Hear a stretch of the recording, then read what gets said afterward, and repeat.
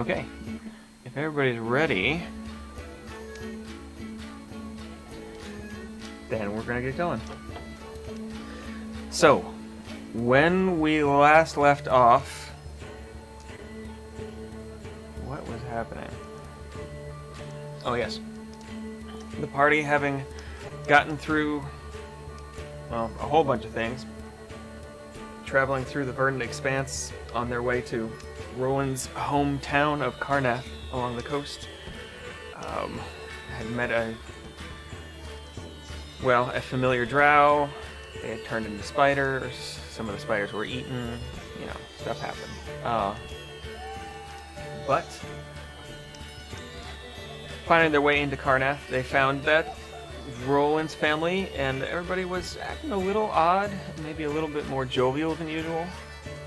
And just before we left off, I believe Cirthus had done a detect magic and found that everything seemed to have a low level but pervasive enchantment all over. So, picking back up, the six of you are kind of huddled around the surface entrance door to the big banquet hall here. The party's happening. There's people watching a juggler on one side, and there's just groups of people everywhere drinking and laughing and talking and eating. And you all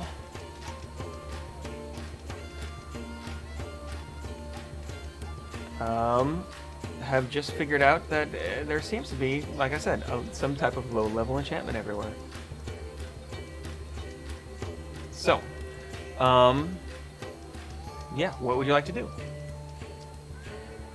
So we're still at the party at this point?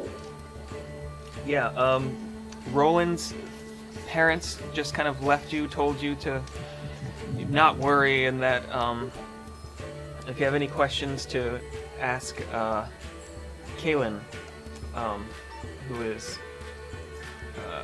kind of been in charge the last few years of the matters of court here in the Thurani household. But otherwise, I mean, you are free to do what you want. You had seen, of course, Roland's parents, as well as General Frostbraid, the head general of the Taldore military. You had noticed her amongst the crowd as well, surprisingly. Roland, if you want, you could probably identify a few other people in the crowd, as some of them are probably familiar to you. For instance, the local governor is here. You know that your childhood friend is around. Yeah, a few other people you vaguely recognize, but what do y'all want to do? I'm going to turn to Cirthus and ask him if he can break the spell on my household.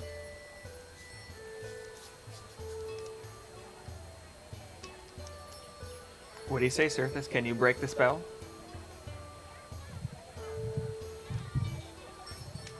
No. Yeah, I look over at, let's see, Gundar, Cirthus, and Zepiel, and say, Spellcaster Huddle. Do any of you know how to dispel magic? Unfortunately, I do not. I can give it a try. Awesome. Zepiel, coming through. Before that, do we want to maybe ask permission, or do we need monies? Something that they might be more inclined to grant. Well, I don't think we need we to could ask ask permission. for like a really nice temple to the sun god first. oh, yeah, never miss an opportunity. But I mean, we also need to pick a target. I figure one of the guests here, or maybe one of Roland's parents, so, a key person that we can try to discharge. Can you tell if there is a focal point or emanation spot from this magic? Surface? Well, Surface, you would see, because you still have Detect Magic up, it's within 30 feet, right? Yeah. Yeah. So you would see just everything, including the ground, chairs and tables nearby, and every person you can see just has this slight glow around, kind of around their eyes, it seems, around the head. The floor, of course, not having eyes or anything, it just seems to just glow very faintly with a magical source of some type. But nothing seems to be a focal point, it just seems to be pervasive.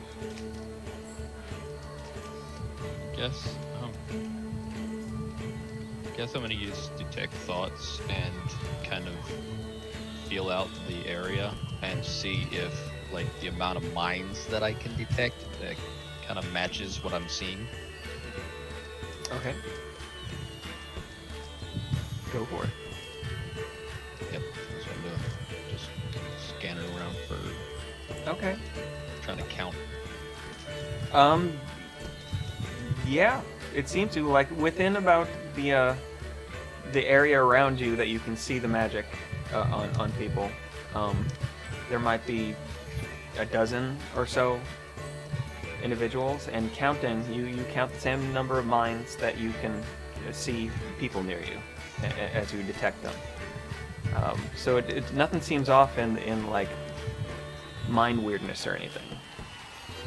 Yeah, I'm gonna mind weird, talk to everyone's minds, and let them know that it doesn't seem like people in the room or like an illusion of some kind.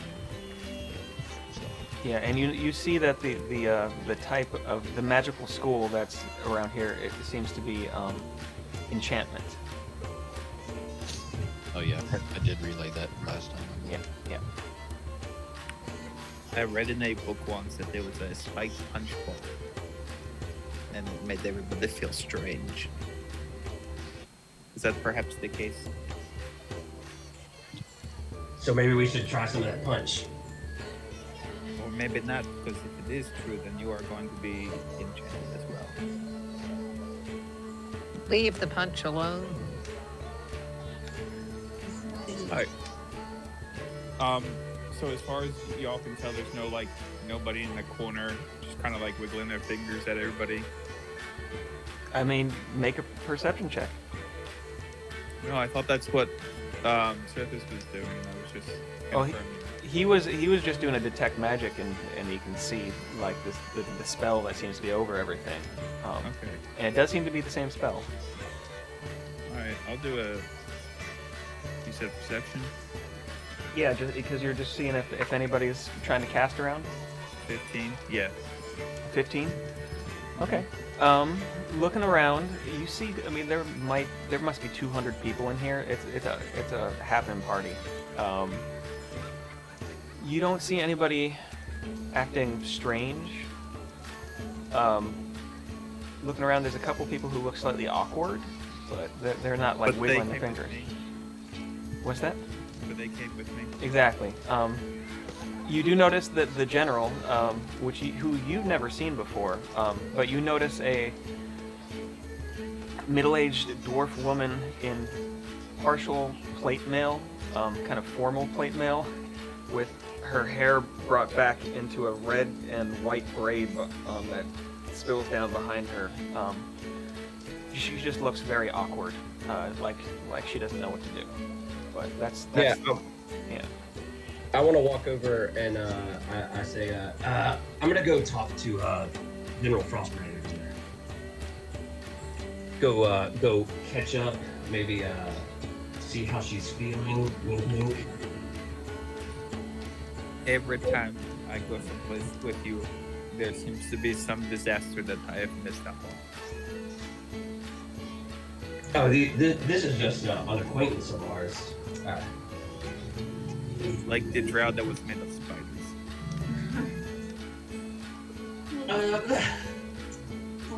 He was less of an acquaintance and more of a.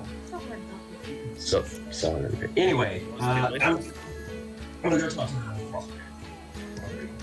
All right. Is everybody going with them, or somebody want to do anything else? Or? I'll wait to dispel until this conversation ends, I guess. So I'll walk over with him. Yeah, Actually, you Frostbraid.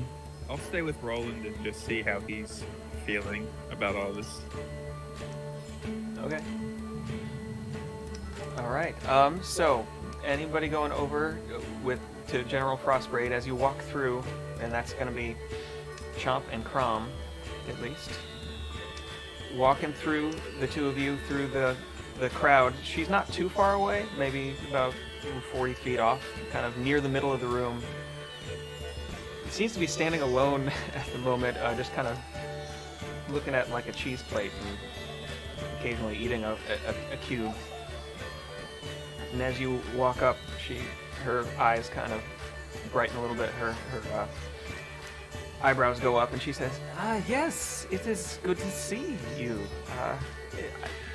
I hadn't seen you come in. It's nice to see a friendly face. It's been a hard few months these last months, what with the war and all, but it seems that the hobgoblins are, well, on the retreat. In any case, what have all of you been up to? Yeah, it's been a while, Frostbraid. When was the last time we saw each other?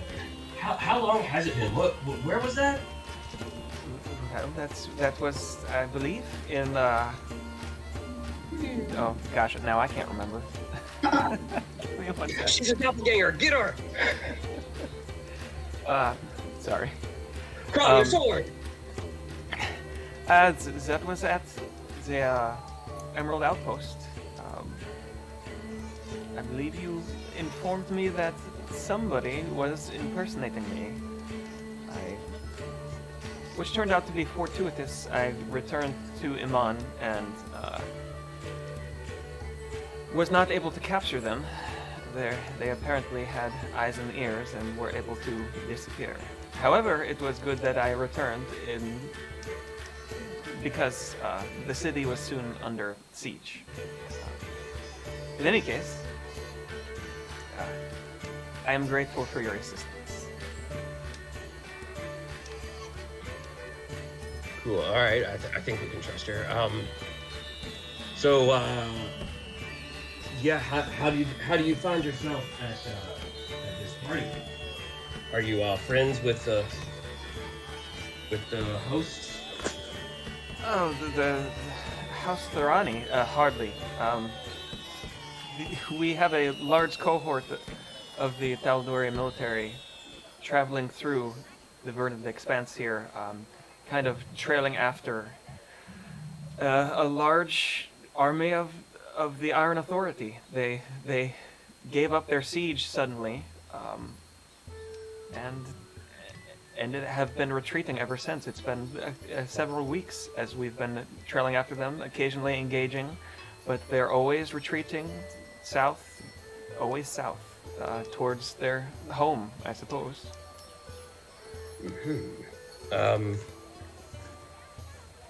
In any case, they passed here, this area, several days ago, and I took the opportunity to take a little bit of a rest. Right. So had you ever been to House Thorani before?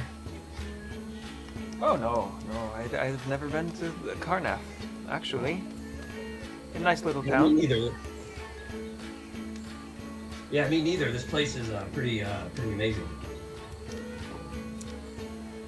I mean, it is nothing compared to, well, Craghammer or any of the greater dwarven cities, but it's okay. So, have you noticed anything weird about the guests here today? I'm under the suspicion that some magic is in place. She gives you kind of a frown and says, do these things follow you, or are they just, do you happen upon them? I'm just wondering. Insight check. Oh wait, I'm not even there. I mean, you could walk up if you want, everybody else had kind of stayed behind along the outskirts there. So Yeah, I think my interest would be. Yeah, I'm gonna stay away. okay. I imagine Cirthus is suddenly like standing just off to the side and behind my shoulder, and I'm like, Cirthus. He's just there. Hello. Well, And this is an insight check. yeah, that's what I would do, right? To try to tell whether they're like trying to cover. Yeah. A 12. She seems just the same as you remember. Kind of friendly, but a little bit kind of brusque. Just, yeah, and doesn't seem necessarily happy to be here, but it seems, I don't know, just slightly awkward. I guess I'll maintain my normal level of suspicion. Okay. And as you come up, because it's detect magic is 10 minutes. Is that right? That sounds right. It is, but because of the whatever invocation, whatever it is, I could basically keep it going. Oh yeah. As you walk up, just keeping track of that though, she has the same kind of just low enchantment. It seems to almost kind of sparkle in and behind her eyes, kind of. Okay, I'll subtly let everybody know that they seem to be experiencing the same thing. And then as you're kind of doing that, she says, "And you, what brings you to this corner of the verdant expanse?" To me? Oh no, she's talking to Chomp still.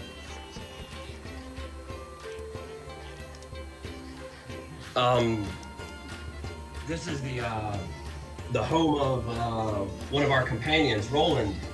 This is his parent. He is of the House the Rock. Ah, yes. And we've been on a journey, and we thought we might be able to pass through here. Interesting. Well, that's. I hope your journey sees you well. Yeah, you too. See you later. All right, guys, let's go. She just kind of That's looks what back I'm and going forth. Meanwhile, back along the side, the other three of you.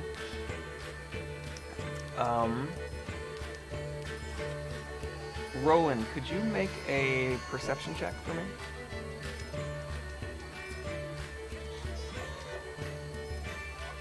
Oh, I think you hit the wrong button.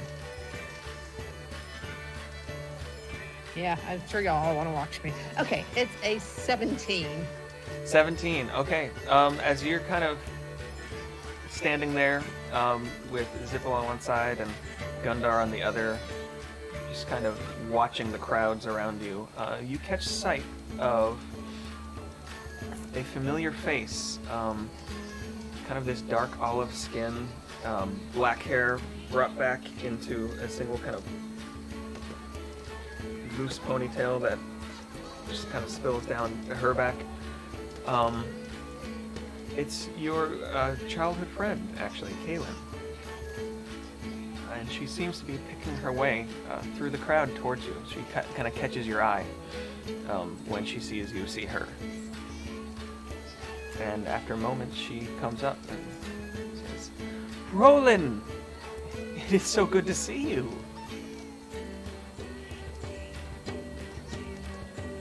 I think we missed you again. These little buttons are annoying. I know. Kaylin, how are you? It's good to see you. How are you? How are things around here? Things are good.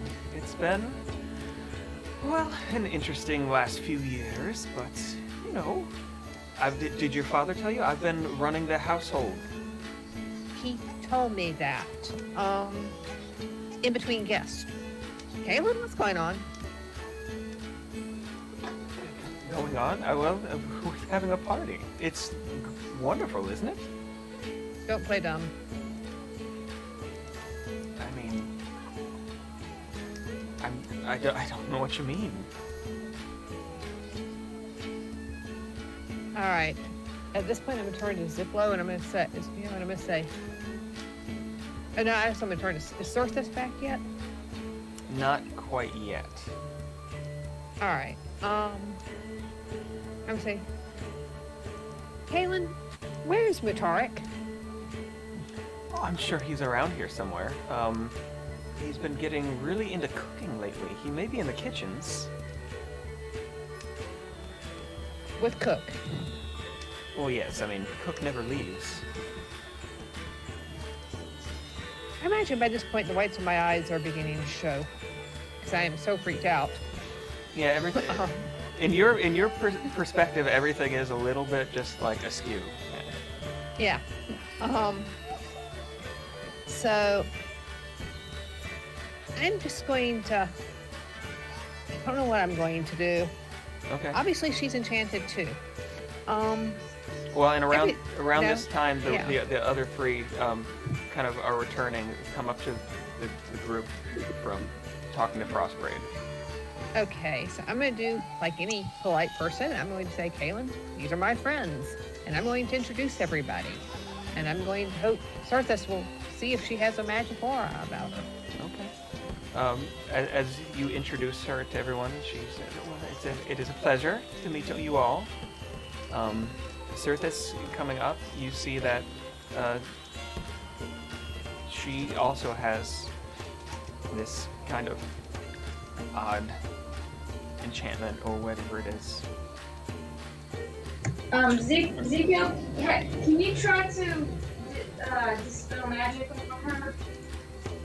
I mean, if we are prepared and we are all ready, and yes, with the power of the sun god, I can dispel the enchantment. So I was looking it up, and it says a magical effect within range. Would that mean the fact they're all enchanted, or would I have to like swoop each person on the head? I mean, roll. You're not sure. Immediately, roll an Arcana check. Let's just slap my hands together and see what happens. I mean, you can roll an Arcana check to see if you would know, but yeah. 10. 10. Yeah, you're not sure. You're not exactly sure of the source. You get the idea that you might be able to dispel it on one person, but maybe not on everybody without knowing what the source is. Roland, is there a particular person you would like me to start disenchantizing? Kaylin. And my name is Deephill. No, it's a joke. As you're saying this, Kaylin is looking back and forth like, I'm sorry, what? No, it's fine. It's not going to hurt, but you should be very grateful to the sun god, and I'm going to rest my big old clawed hand on the top of their head and dispel that magic. Okay. And what level are you casting Dispel Magic at?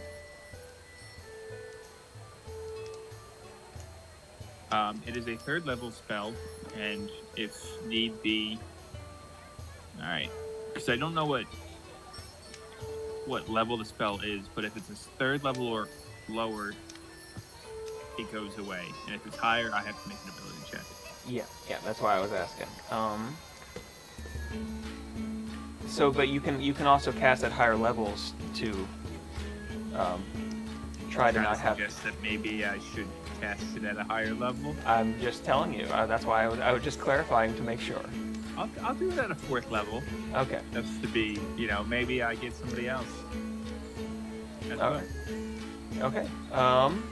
Okay. So casting at a 4th level. Could you roll an ability check using your spellcasting ability modifier? I'll be While right he's back. I doing gotta this- go get a cat that got outside. Okay. Cool.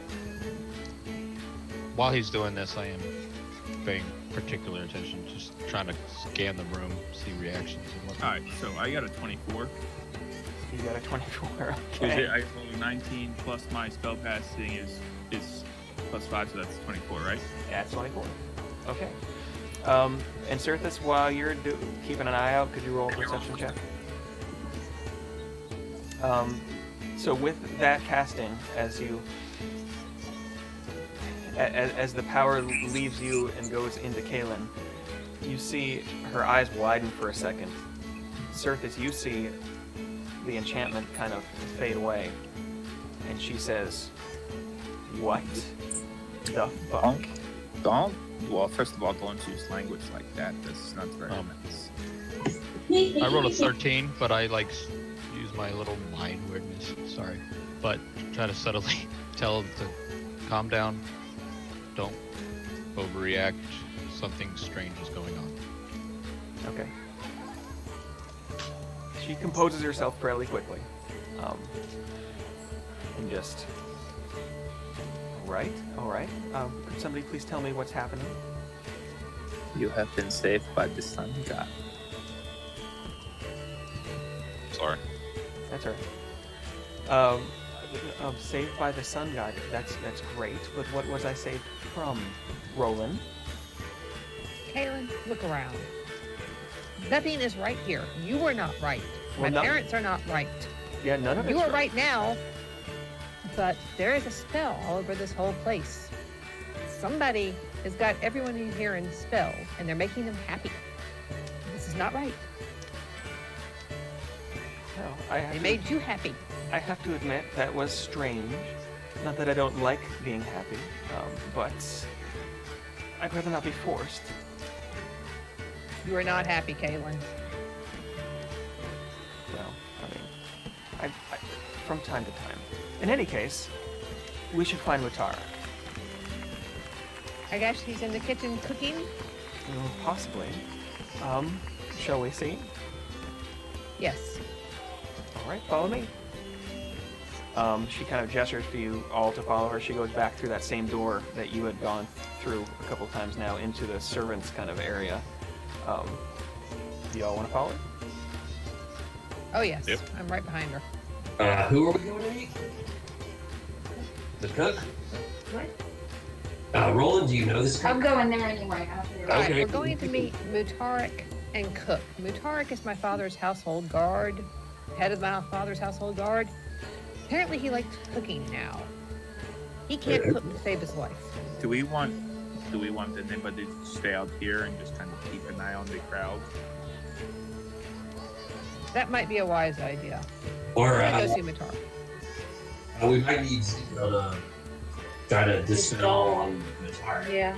Or, however many key people we think would be wise. I can stay out here. Mental child, stay with this short one and keep everybody safe. If anything bad happens, come and get that mental child. The automaton just kind of salutes and just stands against the wall. I gave him a crossbow. So you did. That'll be fun. All right.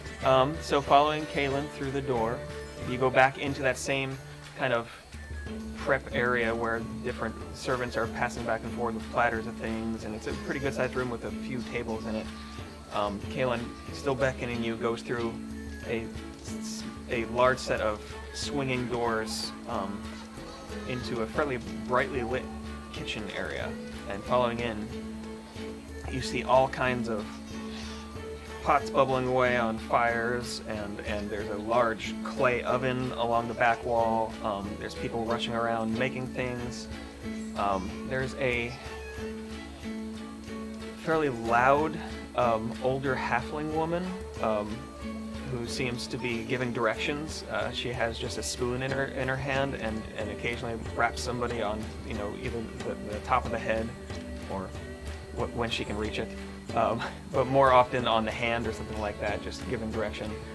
And also of note, you see probably a good 9-foot tall, dark brown furred minotaur with huge horns coming off, with a white apron on. Seems to be covered in flour that's just kneading dough along near the clay oven. Oh, dear God. Kaylin Mutarik? says, I told you. And as as you say his name, he turns around and says, "Roland, it is good to see you." Mutark, it's delightful to see you. I am very happy to see you. You're baking.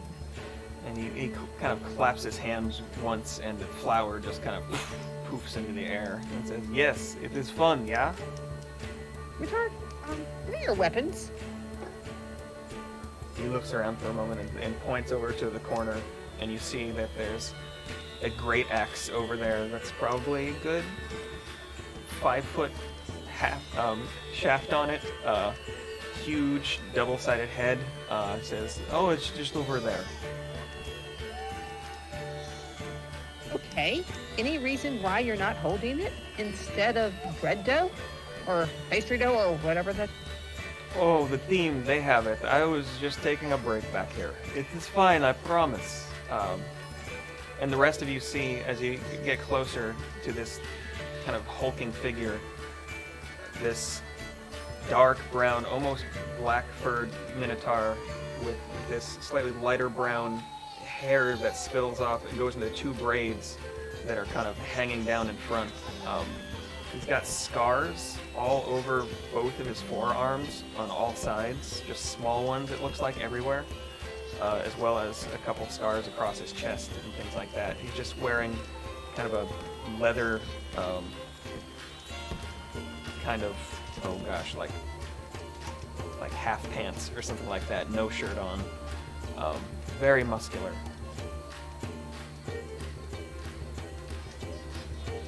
Kaylin? Kaylin? You need to talk to Mutark. Somebody needs to talk to Mutark. Well, I mean, to be fair, this started before the rest of the weirdness, as I remember, started. So, I'm not sure what that is about. Okay.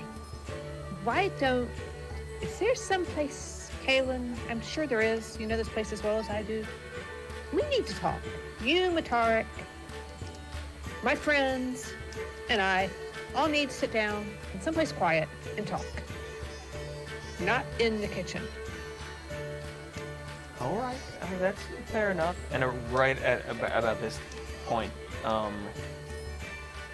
Zippel, you feel suddenly this sharp rap of pain on your left claw, I look down at it. and you see that gray-haired halfling is standing directly in front of you, just looking at you with now arms crossed, frowning, and says, "Hey, what are you doing here? You're in my way." I'm gonna just roll a quick intimidation check. Okay. We're not gonna talk about that. Is an 8. Okay. I am doing the sun god's business, little one. There are clearly other ways around me. There are not any other ways around you. This is my kitchen. I want to walk through here. You're gonna need to get away. Yeah, get out of here. Roland, what are you doing here? I'm gonna grab her and give her a big hug and pick her up in the air Okay. and swing her around. I mean, you're able to surprise her, and as you do, she says, "Oi! What are you doing? No, I'm trying to work here. You know better than that." I have missed you, Cook. Well, that's strange, but all right. Anyway, I have to get back to this. And she just seems like totally nonplussed. Just wants to get through to the counter in back of y'all. Well, this is her kitchen. Maybe you'd best move over. Fine, it's not that important anyway, but please ask her if she has any fresh fish. Cook, my friend Zippo here, do you have any fresh fish? Hold it. Why are we... What? Hang on. Zippo, we need to get back to hand. We need to find a room and just go tell her. Okay, she can bring the fish. She can bring the fish. That's fine. I will see if I'm gonna bring any fish. And she just kind of storms off to another area of the kitchen. Kaylin says, yeah, maybe we should find somewhere more quiet to talk. Yes? I think that's the plan. Let's go over to one of the rooms over there. You did know there's a huge bounty on us, right? I heard something. Still, It's not on me. it is not on you. Well, that's good to know. Shall we maybe grab your dwarven friend and retire to somewhere a little bit more comfortable? Yes, we shall. I just wanted to make sure at least some gossip was getting to you. Glad you know that. I still have my ways, believe me. We got into town without you knowing about it. We got all the way in here without y'all knowing about it. Well, as you can see, there's a distraction, and apparently some type of magical oddity happening, so, which I'd like to hear more about. Let's go get your friend, we'll find a room. And she immediately kind of turns on her heel and starts back out of the kitchen. I'll follow her All right. and gesture to all y'all to follow me. Okay. All right. Do we each gesture to the next person behind us and it's kind of like roll Kind of like a through? Congo line. She's like, yeah, come on. Where are we Wait, going anyhow? Are we leaving this area? We're in the kitchen. Now you're kind of going back to get Gundar and apparently to find a room somewhere to talk in more peaceful surroundings. I want to say to the group, I think we need to find out, like who showed up right when all this weirdness happened. Like what new person in town, weird guy came by the castle, something. As we're moving, I'm just kind of paying attention to, like, if we're like leaving this room, this building, whatever, see if this kind of magical aura stuff goes away, to know whether it's in that area Okay. or if it's covering a larger ground, the whole town or something like that. I mean, you've gone through the kind of servant areas and into the kitchen. Everyone there seemed to also have it, and it seems like every surface seemed to have just a little bit of it on it, almost like it's like a magical dust that's settled over everything that just stays. And it all seems to be the same spell. I mean, the same, not all the same one spell, but the same type of spell. Yes, but moving back out, following Kaylin, quickly picking up Gundar in the room. Gundar, did you want to do anything in the room while they were in the kitchen, while you're waiting in the big banquet hall? No, just watching around and kind of twiddling my thumbs. Okay. I mean, you don't see a lot interesting. Just people going and coming, just having a good time, and eventually your new friends and Roland's old friend come out of the doors, followed by a hulking minotaur that seems to be trying to get flour off his hands as he follows at the back of the group. Okay. All right. Following Kaylin Moore through another door in the side of the banquet hall, you all go into a good-sized long hallway along here. And without going too far, you eventually find a small, quiet kind of study with a few bookshelves on the walls, some comfortable chairs, a little coffee table. Very well appointed. And as the last of you enter, Kaylin closes the door.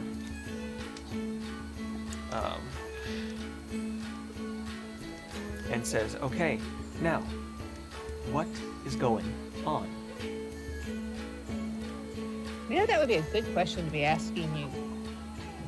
Well, I don't know. There's the nearest I can tell, since you cleared my mind, maybe 2 weeks ago, 3 weeks ago, just some people, especially some of the people in power here in Karnath, started just seeming to be more jovial. The governor was one of the first, but he's an odd duck, so none of us thought too much about it. Eventually, though, more and more people just started. I mean, it's getting on to be spring, though, and so we thought maybe, just a little bit of that spring fever kind of thing. And then as we came up to the renewal festival this week, suddenly your father started to talk about throwing a party for it and all this, and now this is what we have. Why have you been running the household for the last 2 years or so? That doesn't make any sense either. Why have I been running the household? Well, I had been here for, years. I mean, we grew up together, and they decided that if I was going to be hanging on about, that I should take on some responsibilities. It wasn't all at once. I mean, I did a little here, a little there, and eventually I just was managing the schedule of the day-to-day goings-on. What has my father been doing for the last while you've been managing the schedule? He's been expanding the family's export and import business. And she kind of gives you a little bit of a eyebrow kind of raise and looks around at the other people around you. Kaylin, can you imagine how I'm feeling right now? This is not what I was expecting. We've had a rough few months, and I come home and my family's been enchanted. Well, I mean, that's... It's as alarming as it is to me now that I'm aware. Yes, I mean, they're pretty much my family too. Like I said, and she just seems to be kind of trying to compose herself. You mentioned, I'm sorry, excuse me. You mentioned the Roland's papa taking on some new business ventures. I mean, just expanding business ventures. We're always trying to expand the business around here. Was it after he was enchanted? Well, no, this has been over years that he's been trying this new expansion. No, I took it to understand that after he was enchanted, he maybe took on some more. I thought it might be a potential lead, that's all. Well, it's only in the last few weeks that his demeanor has changed, along with apparently the rest of us. I turn to Roland and say, Roland, what exactly does your father do? Well, Kaylin, I just don't get this. I mean, who is in town that's new? New? Well, very recently, of course, there's the Taldori army. That's only within about the last few days, though. Let me think. There's a few new traders around. There's at least 2 or 3 new nobles around in the last month, I suppose. I mean, is there anything we're looking for specifically? How about an elf named Frithis? Someone with a lisp. With a lisp? Yeah. Not that I can remember. And no elves named Frithis either. Let me think. And she kind of closes her eyes for a second, taps her finger to her lips. There's, let's see, there's Pelias. He's from some little known family somewhere up in the Dagger Bay Mountains. Young fellow, copper-ish skin, kind of short, almost gold hair. Very excitable fellow. Does that sound familiar? No? No, I never heard of him. What was he? Yeah, Peleus? Peleus is the house Zinro, I believe. Syrian. They're from House Mephio. Roland, you've probably heard of them before. They're fairly well known in the central part of the Verdant Expanse. Kind of long, dark hair, pale, middle-aged, not especially well known, though, I suppose, as a person. I think they're second in line in their house to the head of the household. And then there's Verona Miadani. She's actually the first of her house. They were recently raised by the council wardens in Singorn. Kind of youngish, silver long hair, a little quiet. Those are the new folks I can think of at the moment.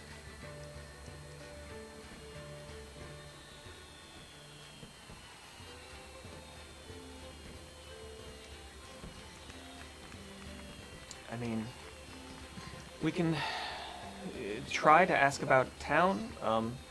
We could try. I don't know if you can help me at all. We could try. I don't know, questioning them or observing them or observing someone. I don't know. I'm not sure where to start here. I'm good at the intrigue parts. Not so much with the magic. I'm going to Ziplo and ask, Ziplo, that Minotaur over there, Minotauric, can you get the spell off of him too, please? I can try. I mean, it all depends on the sun god, but let's give it a go, right? Right. Minotauric, you're enchanted. And my friend's here is going to take the spell off of you. So you get back to yourself. Mutarik's just been kind of standing up against one wall, arms crossed in front of him, just kind of listening to all this go on, and says, "Well, if you say so, Roland, okay." And he kind of just puts his hands out like this, shrugs his shoulders a bit. Okay. I'll just touch it near whatever is close. 13. 13. Where's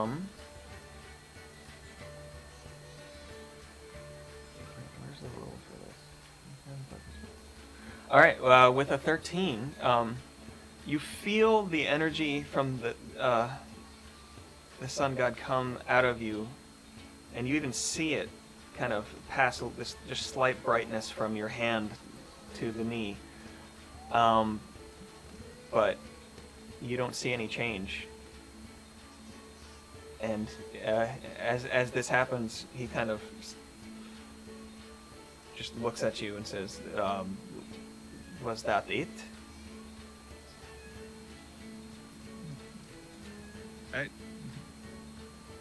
He's too big. You've got to get that spell off of him.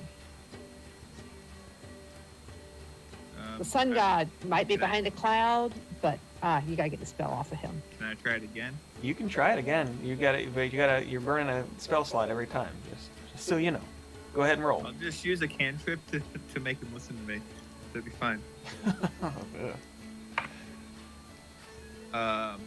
15.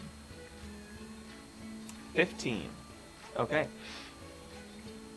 With a 15, this time the energy passing over, you see this kind of change in his eyes, and as he blinks, he says, "Roland, I am sorry.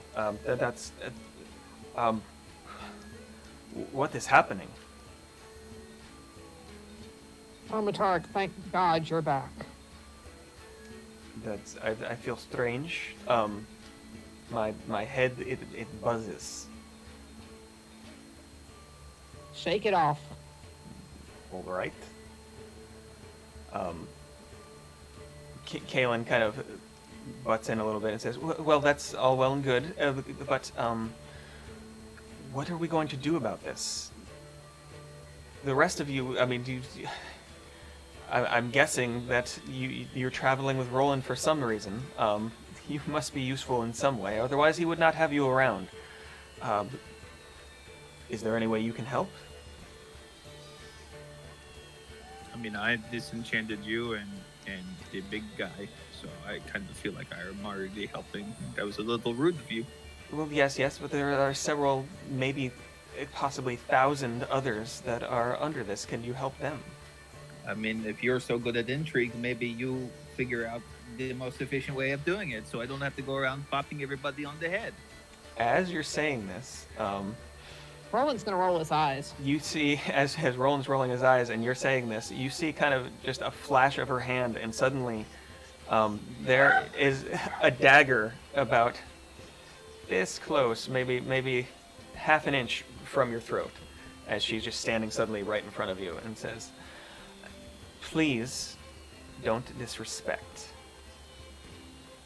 Kaylin, Bravo. Zibio, I'm using no, command. we don't need this right now. This is not helpful. This You- is not productive. You're using command?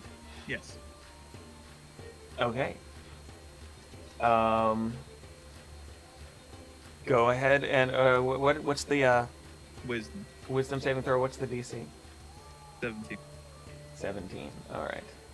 I need to bring up Kaylin's thing. Collection character.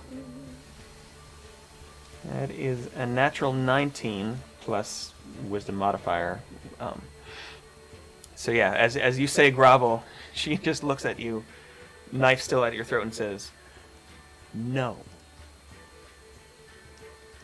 I'm gonna walk over and put my hand on her arm and push it down and look at Zibio and say, "Do not do that." I'm gonna look at her. I'm gonna go, "Do not do that. You are my friends, both of you, although God knows why. And this is not productive. We have got way too much to do to worry about little grovel. No, I don't want to." Fine. And she, with a flourish you almost can't see, she spins the dagger and it's gone again. And she steps back. Still, though, what are we going to do about this?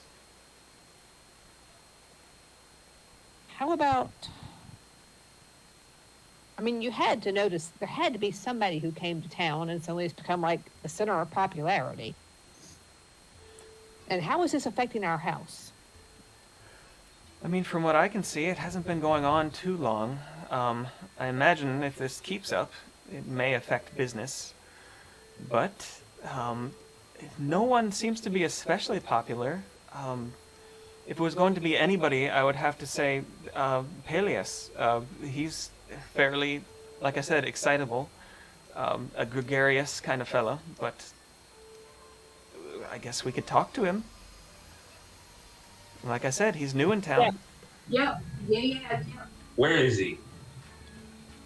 I mean, he may be here at this party. Otherwise, there is a ball that is scheduled, I believe, it's for tomorrow night. She kind of rolls her eyes. I can't believe I'm saying this. But that might be somewhere to find him. Otherwise, he might be in town. I believe he's staying somewhere. Is it going to be a big ball? Oh, it's going to be a fairly large ball, yes. Cool. No further questions. I apologize. My friends. I don't understand what is the balls.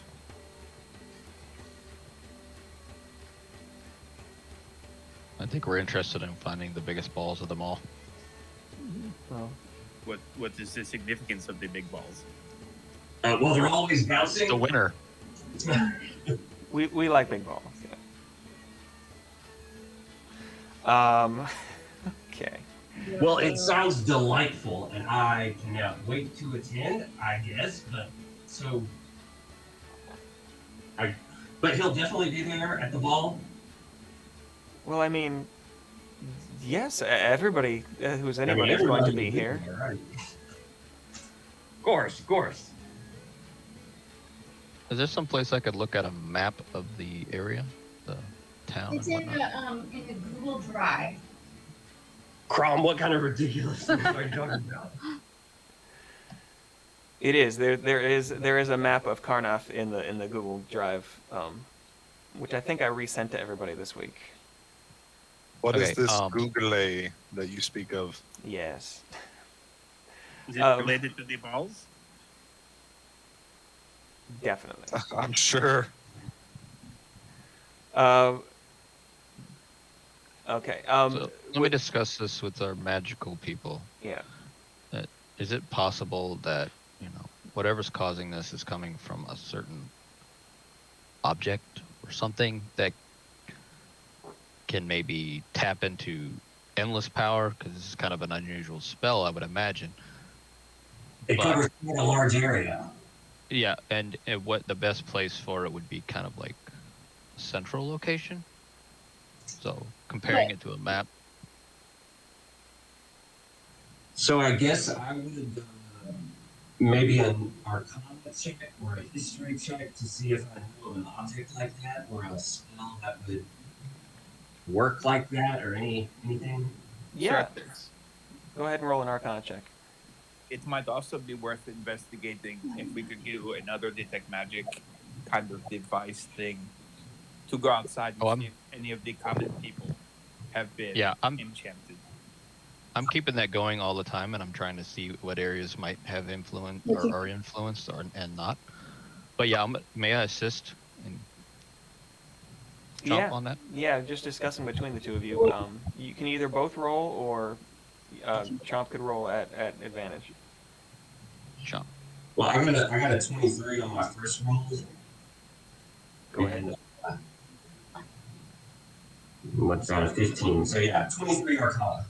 Okay. I mean, from talking amongst yourselves and knowing kind of what kind of power it seemed to take to dispel it, and just the description from Cirthus about where it seems to be, seems like similar to maybe a dominate person spell. You've never heard of anything outside of kind of legend, anyway, that would be able to kind of permeate everything like this. Certain powerful beings might be able to. Maybe. The blue dragon? Well, maybe, I mean, because certain dragons have been known in their humanoid forms to be able to wield fairly powerful magic, or even very powerful magic. Also, you think maybe certain archfays might be able to do something like this. Maybe a demon or a devil. But This might just be conjecture, or it might just be nonsense, but would it also be possible for a lesser magician to use something to boost their magical output? Because we could go looking for like a big old wiggle fingers, and it's just a scrub. we don't want no scrubs.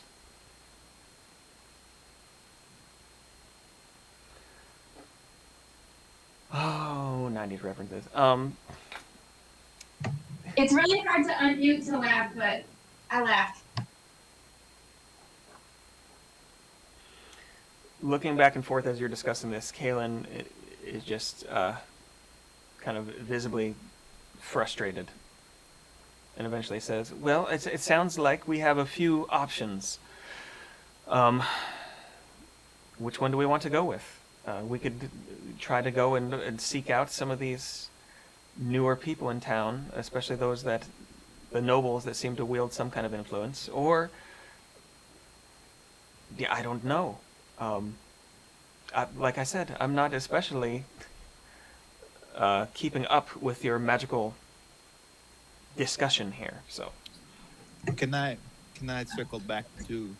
You said most of the nobles were newly raised or lesser houses. well, there's one that's newly raised. She's and also new in town. There's one from a lesser house, and then another from a fairly well-known house, but not an especially influential member. It just one. I wonder then if either of them, any of them, would have the means to get to hire a magician of this caliber that we might be seeking. That's all. Well, I don't know. It depends. There are some. They tend to come expensively, I suppose. But then they also want payment sometimes in rare items that you never know when you're going to come across one. I have a question. Who has the rings, the detect lies rings? I forgot what it's called, but we have a ring that detects lies. I think. Oh, that is right. I think it's in the bag of holding. Roland, do you have that? I do. I'm gonna get it out, and yeah, I have the ring of truth is in the bag of holding. I mean, who do we want to wear it? Should I? Do you know how it works? Do you have to be attuned to it? Do you have the stats for it? Sorry, I'm getting distracted. I think it's just whoever's wearing it. Okay. If that fails, I have inflict wounds, which could also help. Oh gosh. Yeah, it would just be. I don't believe that ring needed attunement. It's just whoever's wearing it has to tell the truth. I think. The person wearing it? I think so. Let me make sure.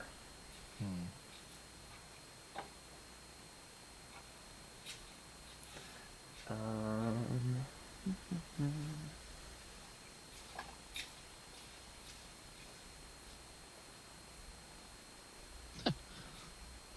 Be interesting if like the person wearing it didn't know, and then someone passed it off as like a wedding ring. there you go. Roland can just go around proposing marriage to all these people because he needs a mate.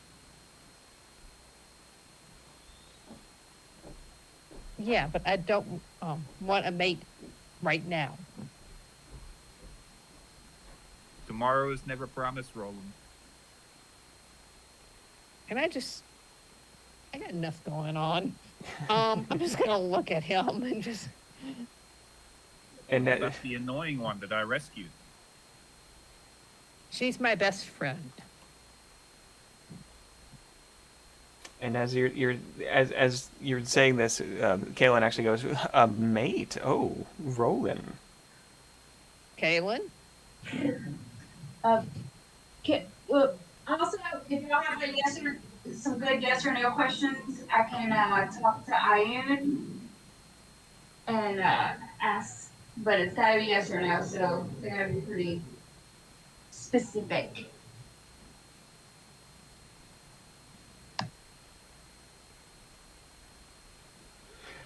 Okay, so I brought up the ring. Just a sec. Once per day while wearing this ring, as an action, you can speak a command word to activate it. While active, the ring will flash red if a creature speaking out loud tells you a lie. Conversely, while the ring is active, the wearer can't lie. So yes. Yes. So It works both ways. Yeah, it works. It goes both ways. Yes. Like for watching. Okay. Cool. That might be helpful, yeah. Yeah. Yeah, if we find somebody to ask. Are you a dragon? Are you a dragon? Are you a dragon? We're just doing some informal polling. It is the census year. Are you a dragon? If you're a dragon, you have to tell me. It could work. Do we? Yeah. Just We're show gonna up ask to the about dragons or coffee trying to shop. find out. What was that? Yeah. So we can just show up to the coffee shop and say, I have a large mocha for Blue Dragon. Or at the ball where everyone's gonna be. Yeah, just make an announcement, maybe. Over the Double loudspeaker. parked. I mean, if the dragon is here in this town, he'll be at the ball. Probably. Presumably. Yeah. Because of what we know about his Yeah. personality. He likes to be all up in the Yeah. biz. Rubbing elbows. I mean, Yeah. it's weird he's not here, but now. But... Is day or nighttime? Right now? now? Right now, it's it's like late afternoon. It's not quite like sundown yet, but it's getting on there. Yeah, I think our best bet, I don't know, if y'all have any other ideas, I think our best bet is to make a plan for the ball, how we're going to attack this. Oh, and I have to find something to wear. I know. Well, we might want to do a shopping montage first. Has anybody forgotten that we have a bounty on our heads and we just escaped bounty hunters? And that's why we need new outfits. I have a bounty on my head. You can polymorph me, right? Into like a lizard or that sexual. Wait, What? What just happened? We're still What? playing on the party. I don't know. Z-Field did certainly not make a request for any polymorphs. I could be, how many can you polymorph? One at a time? Yeah, at this point, yes. Now, on a few levels, I can do. No, that doesn't matter. Do team polymorph. What else? Would be polymorphing. Yeah, alright. If we want to be disguised, like, you could polymorph me. Polymorph is concentration, so yeah, I can do it. We could see if there's anything in some local shops or something. Kaylin, Well, like disguises? Yeah. could you we have perhaps? tailors. It's how How far away is this ball? It's gonna be 24 hours. in about 24 hours from now. Do you think it would be too late to go to the host and suggest it be a fancy costume party, and that way all of my compatriots could go in disguise and they would not stick out? Kaylin looks up. Kaylin? Yeah, Kaylin looks up and says, "Well, I mean, I'm the one organizing this thing, so sure, we will put out the word." What is Mutark doing during all the... He has just been watching, now a frown on his face, and trying to follow the conversation. Occasionally, he kind of cracks the door open and looks out in the hallway and closes it.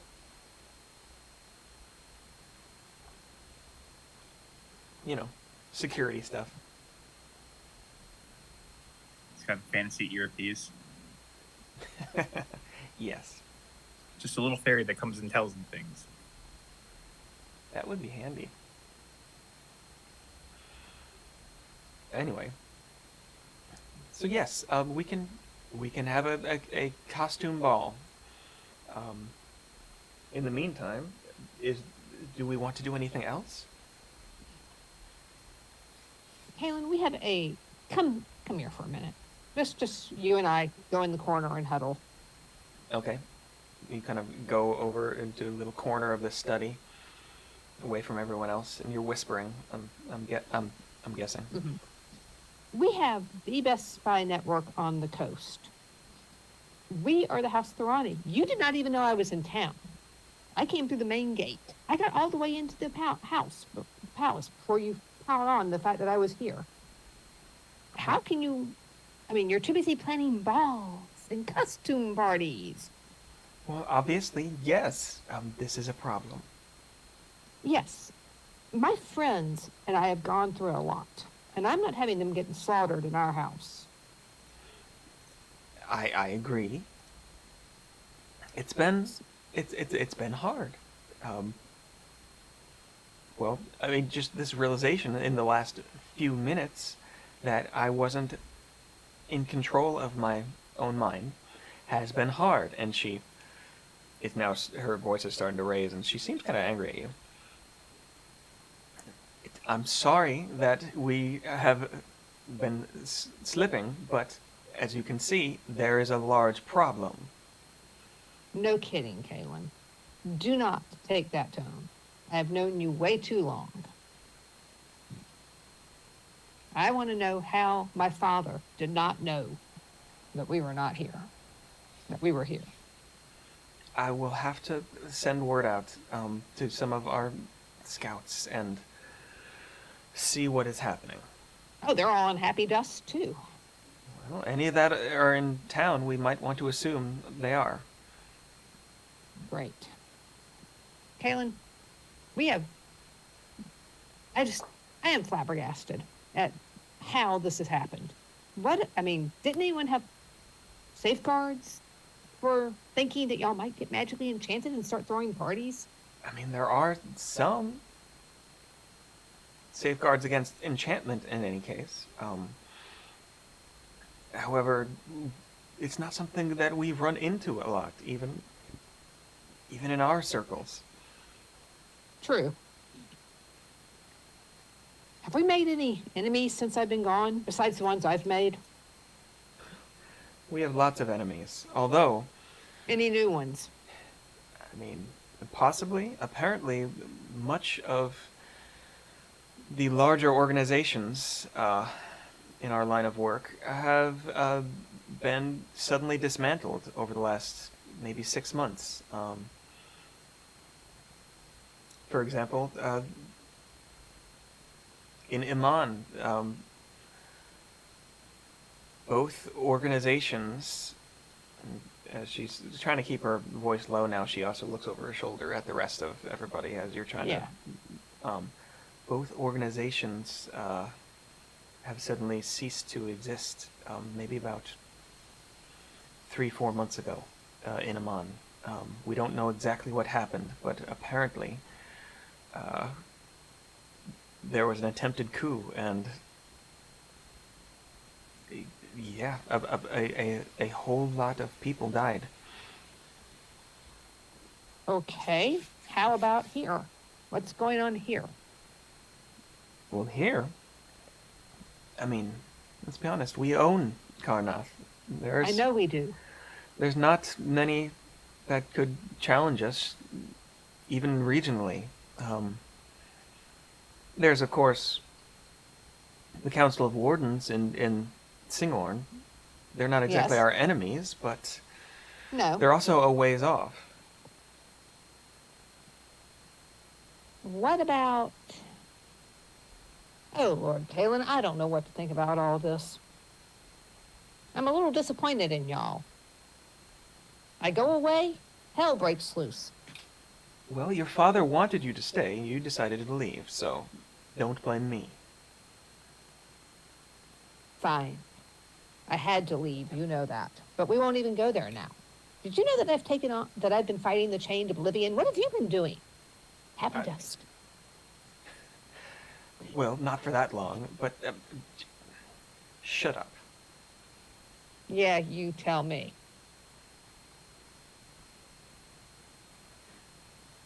And she kind of smiles at you. And I then- smile back. and then, let's figure this out. Come on. Yeah. You are my oldest friend. And probably my best friend. We need not to be bickering. We need to get this figured out. Well, really, I'm your only friend. Let's be honest. But Oh, no. I have lots of friends, Kaylin. It's just that you're special. well, thank you. The Roland and Kalen come back to the group of you.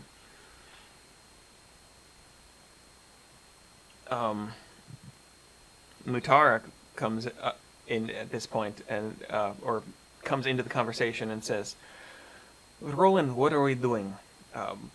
It seems, from what I'm gathering, much of the city is enchanted, and we don't know who is doing this. Right. So what do you need me to do? I need something to do.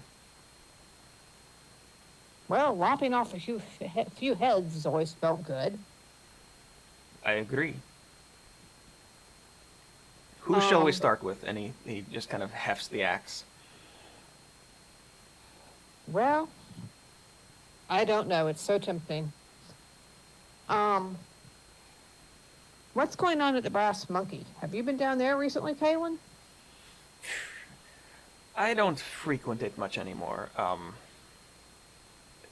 Being, the public face of your family's court means that I don't frequent such places. Whether I roll. But I'm sure it's. Last I heard, it was still in business. We still get some news from there, I think. You don't know? Well, the last few weeks have apparently been haywire, so I don't know for sure.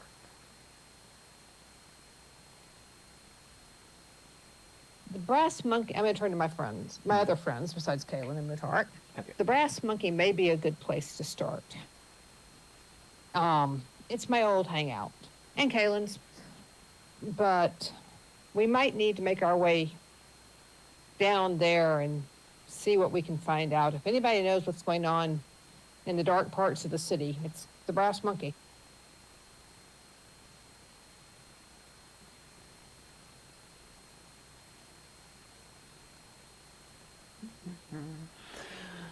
All right, so what do you all want to do?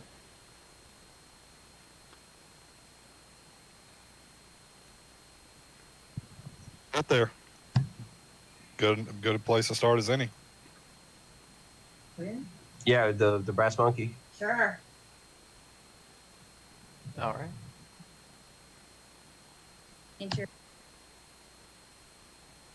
Okay, so Kaylin kind of nods at all of you and says, "All right, well, you know where to go. I have a announcement to put out, so." Okay, 2 questions. Do we need to be worried about bounty hunters? And secondly, is there a theme to this costume ball, or is it just costumes in general? I think we're just going to do a masquerade. On such short notice, I imagine it will be hard for people to get complicated costumes. Yeah, masquerade sounds good. And Dog team. do we need to watch out for bounty hunters? Should Oh. we low or disguise ourselves or what? I mean, you may run into some. Of course, no one's going to touch anybody with Roland here within the city limits. You should be okay.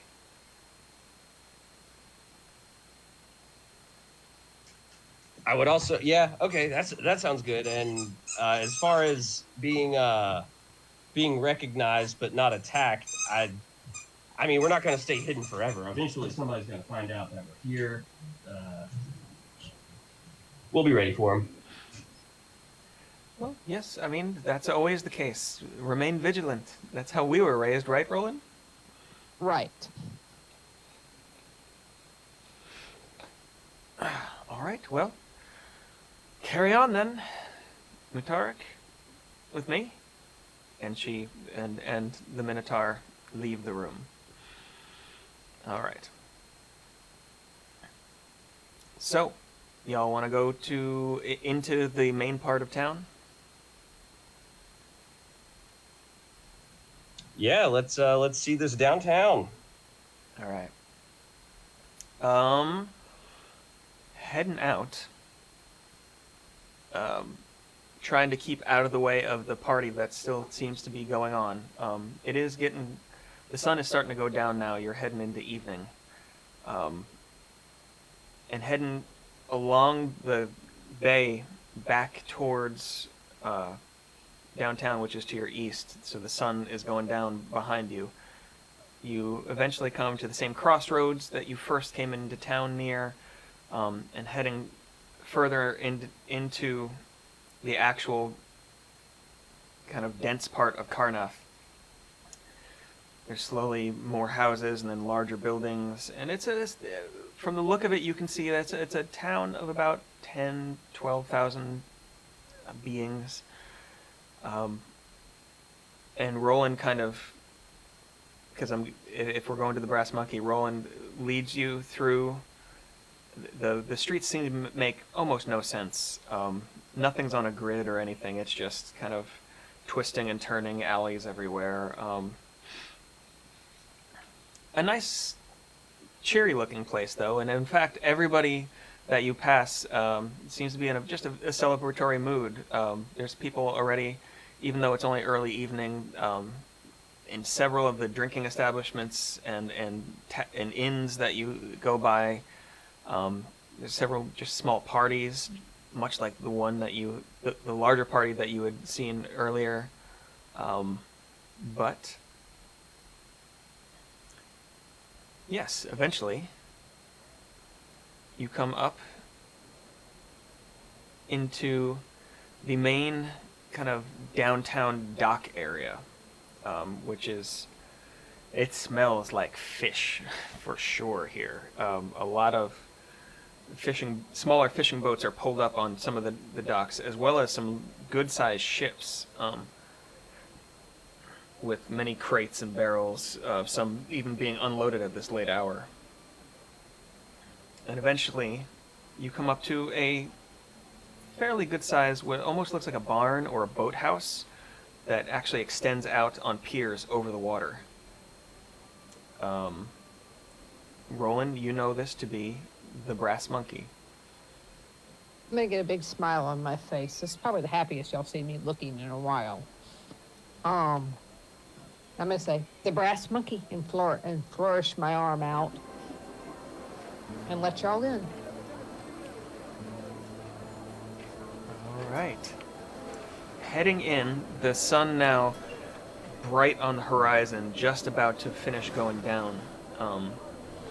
As you are now turned towards the west as you're heading into this establishment, you kind of squint, and as you walk in, your eyes have to adjust for a second, but as they do, you see a dimly lit interior of it is a boathouse. And in fact, the boat slip in the middle of the boathouse is only partially covered over. In the very center of the room, there's still just open water, about 4 feet below the decking.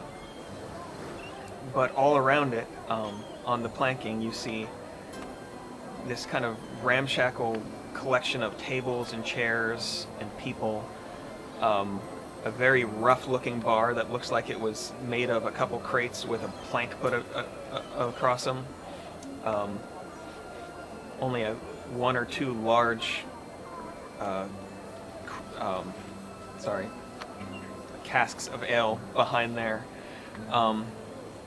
and in a kind of dirty gray apron, you see an individual with kind of a little bit of a goatee and two horns coming out of his head, that seems to be serving people. This is the Brass Monkey. It looks like a pretty rough and tumble kind of place. Come on, y'all. I'll buy y'all a drink at the bar. Okay, I'm down. Arguing. What was that? I said I'm not arguing. All right. Okay. So, heading over to the bar, which is in the far back of the room, furthest out over the piers. You kind of push your way through the crowd, and it is pretty crowded in here.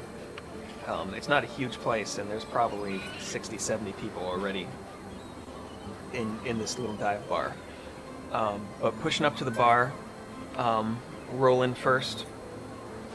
The proprietor, with horns and goatee, kind of looks over and says, "Roland, it's good to see ya! Oh my gosh, how long has it been?"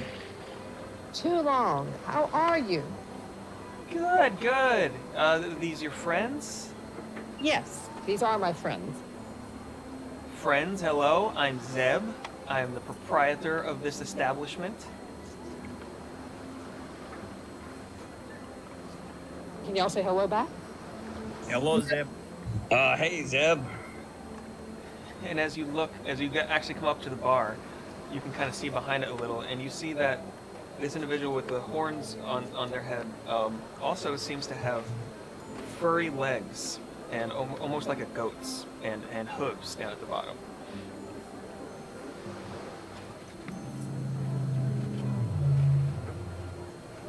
Wait, so he? Oh, okay. So he's like a satyr. Yes, yeah, exactly. I swear I thought you were going to say fairy. A fairy? That would be nice. No, never mind. In any case, he says, well, welcome. What can we do for you tonight? I want enough of the house finest to go around for my friends, please. The house finest. All right. Okay. That's a good joke. Ha, I know. I've always been funny. And he just turns around, quickly fills 6 mugs. Sorry, with something. And kind of brings it back around, puts it in front of you. The smell coming out of these mugs is, when I say acrid, it's like, it hits the back of your, when you're breathing it in, the smell hits the back of your throat, and it's kind of just like, oh gosh, that'll clear your sinuses. It might be beer, you're not sure. Am I seeing any of that magical influence on the people here? Good question.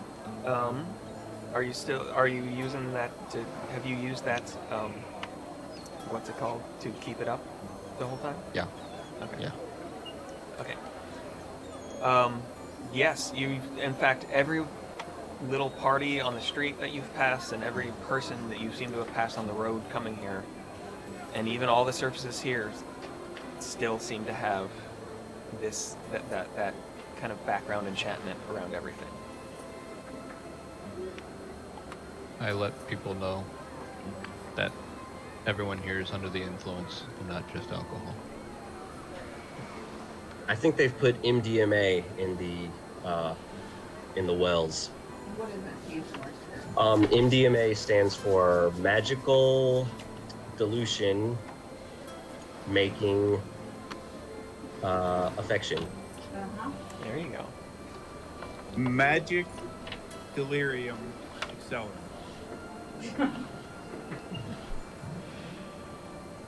All right. Well, there's your drinks. Is there anything else you need?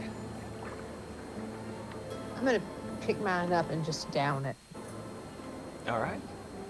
The flavor, which is well known enough to you as just the house brew here,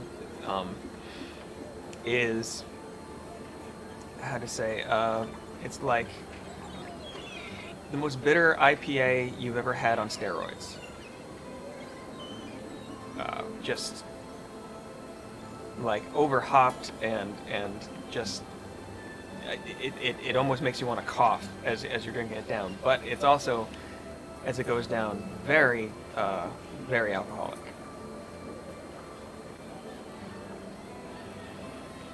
All right. Just glancing around here. Let's see. The rest of you see a interesting hodgepodge of people. Some fairly well dressed. Looks like maybe traders or merchants. A lot of people look like they might have just come off the boats. Some almost wearing rags and smelling strongly of fish. It's just all walks seem to be here, and everybody seems to be having a fairly good time. There's a lot of different conversations going on. Occasionally you see what looks like either goods or money changing hands, kind of on the sly. under tables. It's an interesting little place. Do I see anybody I know besides Zeb? Make a perception check. Right, it's gonna take a minute. The dog is in my lap. Okay. Ooh, an 8. 8. I mean, looking around, you see a few faces that look vaguely familiar from your days of carousing, but nobody you know really by name, except for Zeb. Okay, I'm gonna turn to the bar and order another round for everybody. And after Zeb puts them up, I'm gonna lean forward and say, Zeb, what's been going on in town since I've been gone? Oh, well, it's been a while, but there's always gossip around. I mean, it's always, let's see. I mean, there's always something about the governor, his wife apparently is well, cheating on him again. But that's Not again. no, definitely. I mean,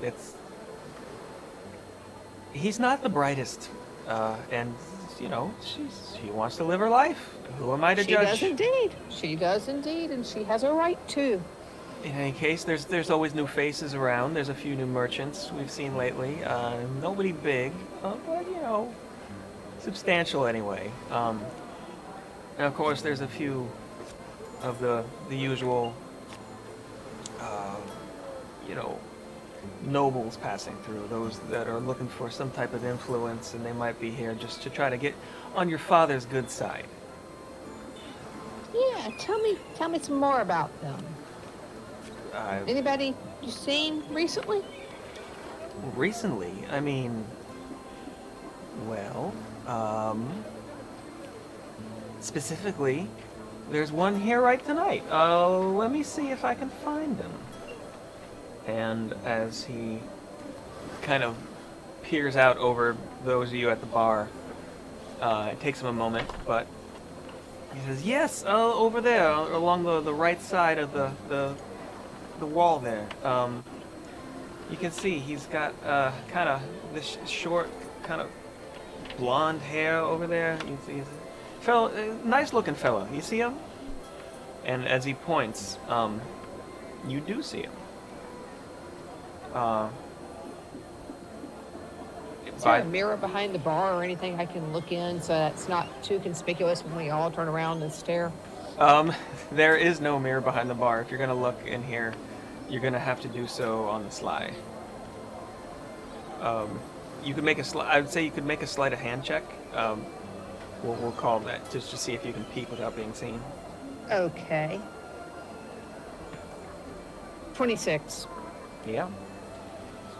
So just kind of taking a drink, you kind of just, as you're throwing back, you kind of turn your head a little bit, and you see, it looks like by his description, as well as Kalen's description, this may be Pelias Zinro, one of the nobles who she described as recently coming into town.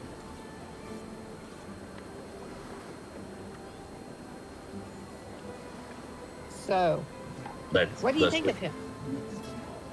What do I think of him? I mean, he seems nice. He pays, which is always good. He pays for rounds for whoever seemed to be at his table, but at the same time, he's kind of a blowhard.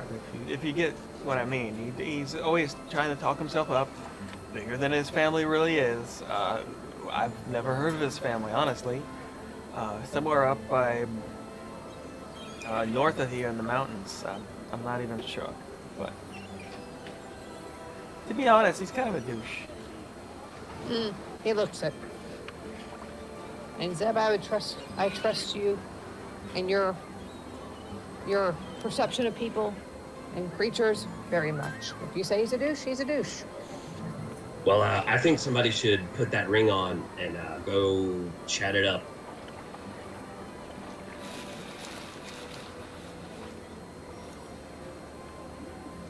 I don't think it should be me. That telling the truth part bothers me. Oh yeah, you wouldn't be able to lie either. Yeah, I mean, I'll do it. I'm blunt most of the time. I'll go with you if you would like. I have 2 beers. Maybe you could give him one, and it would go further to loosen his tongue. Yeah, that sounds good.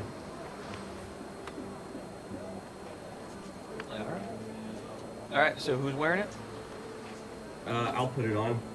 Cool. As you put on the ring, you feel slightly weird. In very talky.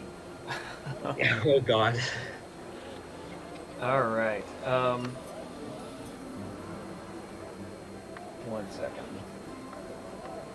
And for that matter, since you just put it on, well, you haven't activated it yet, though, have you? Oh, I have to speak a command word? There is a command word. I don't know what we want the command word to be, but you, for the sake of this, you know the command word. But that Okay. and that will activate it. Yeah. Yep. And we'll say it. Right. It'll, I'm going to say for the sake of this as well that it lasts for as long as Zone of Truth, so 10 minutes. Okay. I guess I pick up my my IPA off the bar and nod to Zeb the bartender and give him a thanks in Sylvan, since I think we both speak Sylvan. I mean, as you do that, his eyebrows, which are substantial, go up, and he says, "You're welcome in Sylvan." Sweet. All right, here goes nothing, Z-Phil. So let's go walk over to this guy. Oh, I guess as we walk over there, I speak the command word, Okay. which happens to be hand banana. Hand banana. See, I was thinking it was Zatarans. Is that right? That's pretty good. All right. Speaking the command word, could you make a charisma saving throw? Let's see. It's if it's against a magical effect. A saving throw or a check? Saving throw. I Is believe he I within 10 feet of me? Yeah, I mean, he's still within about that of you, yeah. You get +2 to all saving throws. Sweet, and I have advantage on that for having my race, maybe, which is good. Yeah. Which is good because I got a -1. Okay, and the DC is going to be your spell casting DC. And I get a what, +2? Yes. So it's a 17. All right, I got a 19, which is above my spellcasting modifier, right? Okay, yeah. So as it goes on and you start to feel a little weird, it fades. And you are not under Zone of Truth. Oh, cool. All right. But, yeah. I mean, as you do activate it, the ring kind of flashes 3 times red, as it's telling you it's on. Ooh. Moving along the side over to the table of the individual that Zeb had pointed out, you find a fairly loud conversation going on, jovial sounding, between this golden-haired, short-cropped hair elf that has been identified to you as Peleus, and a few other elves or half-elves along here, most of which look pretty well dressed. Probably merchants or traders or something like that. He, though, is like dressed to the nines, like in these nice silks with this kind of silver threading through it, a little bit of blue as well. seems to be the main colors that he's using, and a prominent gold pouch hanging loosely kind of on the belt next to him. Yeah. Does the so the ring works on only like someone that I'm like directly talking to. It's not like an aura effect. It's like direct questions from me kind of a thing. Yeah, if somebody tells you a lie, it flashes. Oh, that's right. That's right. Okay, cool. Yeah. So yeah, I just as best I can just kind of slide into the group slowly and just kind of like start rubbing elbows with people and oh yeah, I'm laughing with them too. Oh, we're all friends here. It's great. It's great. I'm going to put the 2 beers down on the table and say, "Oh, here are the beers. That was a good bet that we made. Here are the ones we owe you for losing." And then sit down. Okay. Oh yeah, I love that story. As you both come up saying these things, he kind of falters in the conversation he was having and kind of stops and says, "Well, I'm sorry, what?" All right, real quick. Yeah. Oh, we just Getting drunk at the bar. You're just getting drunk. Okay. so yeah, I say oh, don't worry about it. Don't worry about it. We just brought over a beer for you, friend. Oh, well, thank you. He kind of looks at it and sniffs it. Kind of. This is the house specialty, it seems. Oh yeah, it's good stuff. Well, and he picks up a fairly nice-looking goblet that seems to have wine in it, and says, I'm drinking my own tonight, but thank you." Oh yeah, this guy's fancy.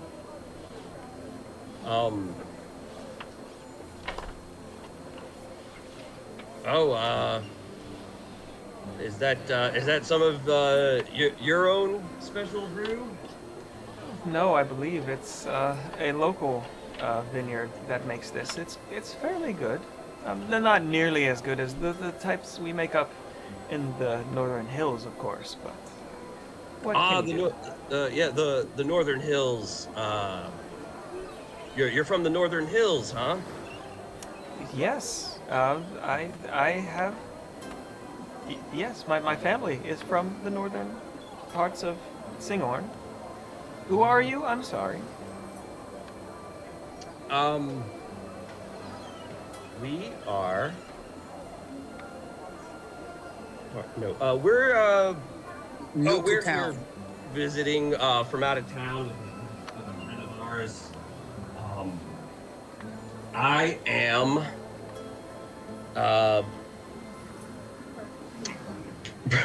I am Theodore Nugent, and this is my friend Edward Van Halen.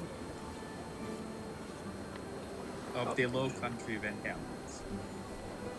It's nice to meet you, of course. And he kind of gives Zipple a once over, just like, okay. And you are. Of course, I'm sorry. That was Peleus Zinro is my name. Oh yes. I'm gonna turn to Chomp and be like, why does that name sound familiar? It's on the tip of my tongue. I whisper over to him. I'm just really good at making up aliases. Don't worry about it. I just made it up, man. I don't know why it sounds familiar. His name. It was a way to try to like. Anyway. Oh, his name.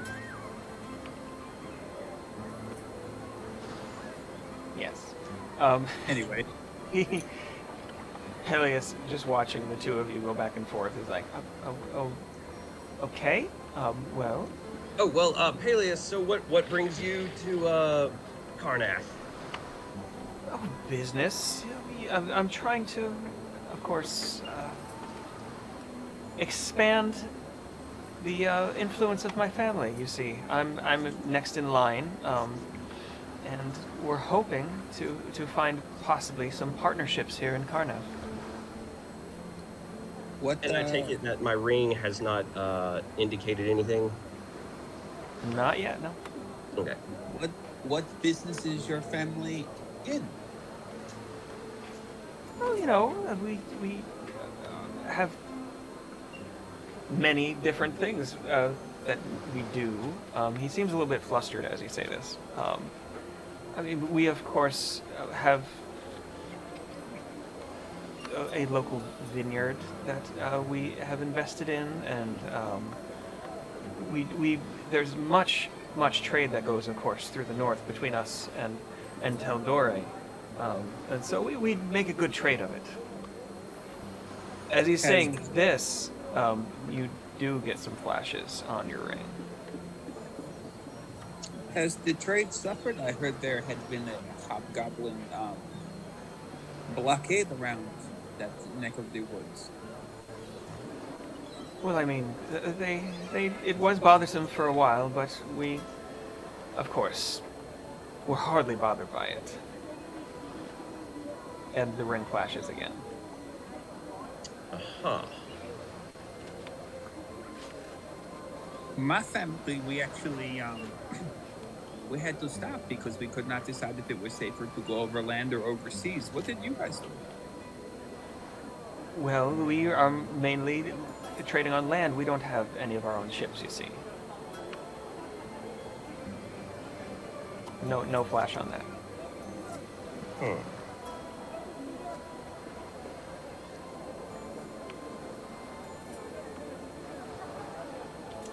Okay.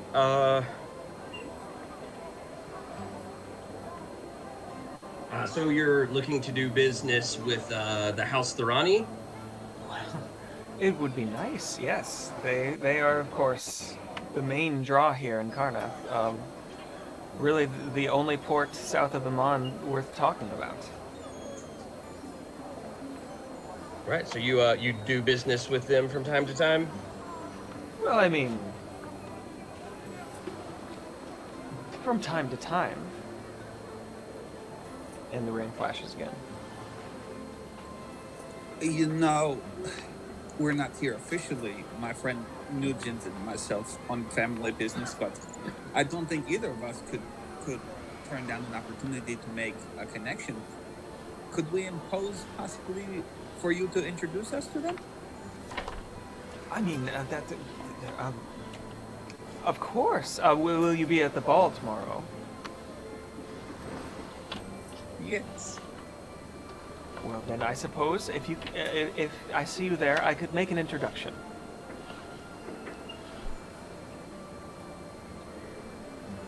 Well, I guess we will see you there. The ring didn't flash when I asked him if he knew the family. Oh no, it definitely did. Okay.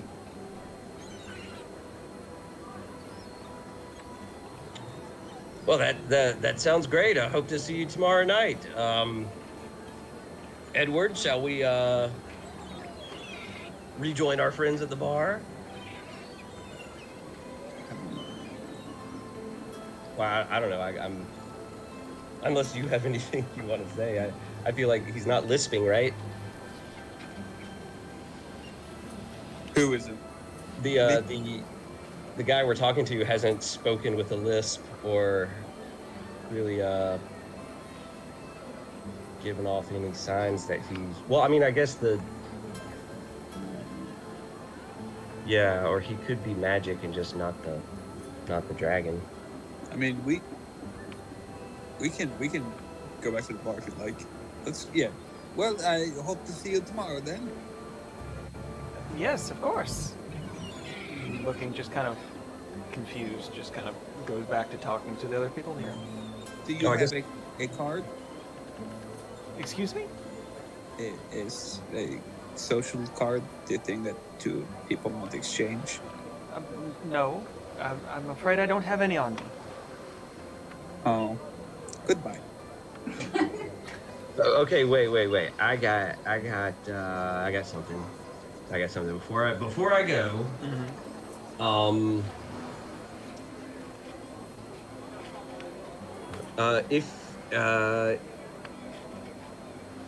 If you're looking for a way to smooth out some business deals, get someone's attention and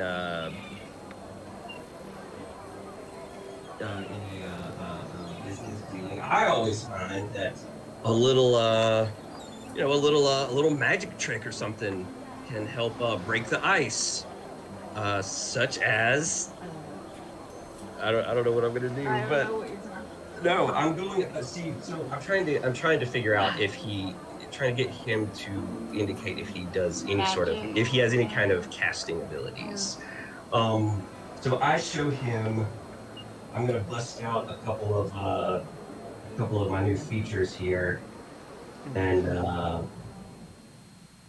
swap out one of my spells so I can bring up rope trick, and then also activate my ring of the grammarian and turn rope trick into dope trick, and just do like a really sweet sleight of hand looking type of a thing on like maybe some glasses on the table, and just like make his goblet disappear under my hand, and then I Okay. don't know, appear on top of his head or something crazy like that. Okay. I would definitely say you could do it. Let's to see how good it's going to look. Roll a performance check. Okay.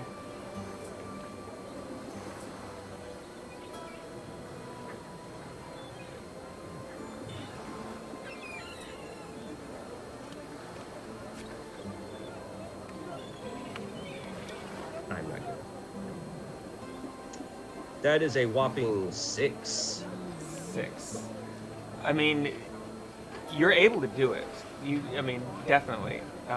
You're experienced enough as a magic practitioner, and you're, trying to show some showmanship and flourish. You manage to, as you're bringing your hand around and it disappears, you accidentally elbow somebody next to you, and just everywhere, like beer goes everywhere, and everybody's like, "What the hell?" But the cup does reappear on top of his head, and as he grabs it off and is like, "Oh well, that was it really something." Yeah, I didn't know if you knew if you had any magic abilities or practiced in the art, if you will.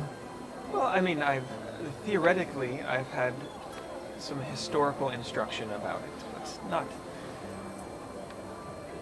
not anything especially actually magical. I've never really been in for that kind of thing. And the ring blinks? No blinks? No blink. Ah. All right, well, just something to think about. I find, a little bit of up-close magic often helps break the ice in some business dealings. Something I learned from the great Dale Carnegie. But I'll leave you to it, and I'll see you tomorrow night. All right. Okay. I think that went really well. Yeah, going back up to the bar, you report, I guess, to the rest of everybody? Yeah, I tell everybody that I really don't think it's our dragon friend, and even more so, I don't see him being, at least not the direct source of the magical enchantment. Although he is trying to make some business deals, not being entirely honest about what's going on, but like I don't really blame him because business deals and stuff. Don't want to put all your cards on the table. I want to turn around and talk to Zeb. Okay. He seemed a little snobby. He refused the beer I got him because he was drinking some of his fancy goblet wine. Yeah, and he said He's he a knew your douche. family, but he lied. He doesn't know my family, or he'd be at the party. Ah, yeah. He said he's going to be at the ball, but I guess that's kind of for everybody. Yeah, he somehow No, he's just not my family's type. But what do I know about that anymore? So I'm going to turn to Zeb, and I'm going to ask him to say, Zeb, what have you heard about me and anything going on around me recently? What's the gossip?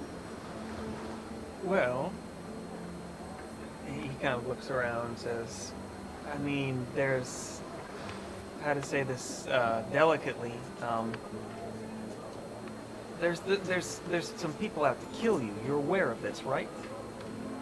That's an everyday occurrence, yes. But I mean specifically, there's a fairly good-sized organization. Yeah, Yeah, there's. I might have made them mad. Well, that'll happen. I mean, from the sound of it, you angered their boss in some way, and now they want to kill you. They have no sense of humor. I've They've blown things out of proportion. there's not much known about the Southerner, so I wouldn't know. But my feeling is that you don't cross somebody who runs an organization that big. Well, you know, I've never been one for really respecting authority like that. Ain't that the truth? That sounds like you. Yeah, that's why you love me so much. Sure. Have you heard about anybody in Karnath in particular who might be after me or my friends? Well, I mean, there's some people that have asked, but Who? I mean, no one recently. There was a group that came through maybe a week ago. They were asking around, but they were told. Four elves? Yeah. Yeah, we met them. All right. Well, I mean, they were asking around about you, but what they, in regards to this, but they were told in no certain terms that within Karnath, the Thoranians are not touched. Ugh. Yeah, were they? I don't think they have forgotten all about us. I'm sorry, who forgotten all about you? Those elves. They seem to have forgotten about us when we left them. Okay, that's They yeah. took up a line of work. Yes. Well, from what I've heard, hunting the lot of you, it seems to be a fairly lucrative line of work. No, it's not too For lucrative. us. We're Well- still standing. They're not so, you know. I'm not sure who you are, pointing down at you, Gundar, and I'm not even sure who this one is, or the rest of you. I just know that at least some of you were named. Probably was not me. I'm not. I think I would have remembered if a lizard had been on the list, yes. That you think my name is A Lizard? Oh yes, Roland and his traveling partner A Lizard. I mean, maybe, I don't know, maybe your name's Andrew. Who knows? I start laughing. A lizard. Yeah. Yeah. In any case, there haven't been many. Just things have filtered down, and that's what we've heard about. So, another question for you. Have you noticed that everyone's really happy for the last few weeks? It was a Yes, long. you're having a marvelous time. I mean, it's renewal festival, and you know, we're celebrating. It was a long winter. It was a cold one too for the even for the coast here. Doesn't it strike you as a bit strange that my father is having a party? I mean, it's not something I've seen, but stranger things have happened. Not much. True. Yeah. So, we were talking to, Kaylin. She said people got happy about, 3 weeks ago? Well, that's around the time that the season started to change, for real anyway. So yeah, that sounds about right. Does it just strike you as a little odd that people in Karnath are happy and having parties? Well, I The mean, bar? there's well, the ball. I mean, that's usually the governor's purview, but I mean, a change of venue is not something that huge, I suppose. And parties happen all the time. What are you talking about? Zeb, come on. You know me, I know you, and you know good and well that, I don't know, maybe you don't know good and well. Sorthus, is he got a glow too? I mean, Sirthus, you would see that he's everyone in here is that is within range of your perception is under enchantment. Yeah, I don't know. Also, to Mm. jump, I question whether this enchantment could affect whether the truth or not. Oh, like Do they believe it or not? And it actually. since they can only tell the truth as far as they know. That's a good point. Crom is gonna ask which way the head is and where I need to go commune with Ayun for a minute. Okay. When you ask, Zeb kind of gives a little laugh and says, "Well, I mean, down out the door, just around the corner here, just off the pier, really is where most people go. Oh. Okay. I mean, we're not that kind of establishment with indoor plumbing and things like that, Yeah. Gotcha. or even outdoor plumbing for that matter. So yeah, I guess I'll You just want to go in back. an alley back in the back or something. I mean, you could, yeah, if you, and literally, like, peeking over, like, there is a little doorway that seems to lead out the back of the building here, and right outside there's just a small platform, like, on the end of the pier that this building sits on, that it looks like people just, let loose off of. Yeah, I'll just try to go to the least conspicuous place to do this. Okay. Grand gesture. Grand gesture. I definitely imagine it at like Thundercats in my mind. Like Thundercats. Using Yeah, Lionel's sword. using the sight beyond sight. Yeah, Like, that's what it feels like to me. yeah, that's good. I like that. Thunder. Thundercats. Oh! Make an investigation check real quick to see if you can find a spot. Oh dear.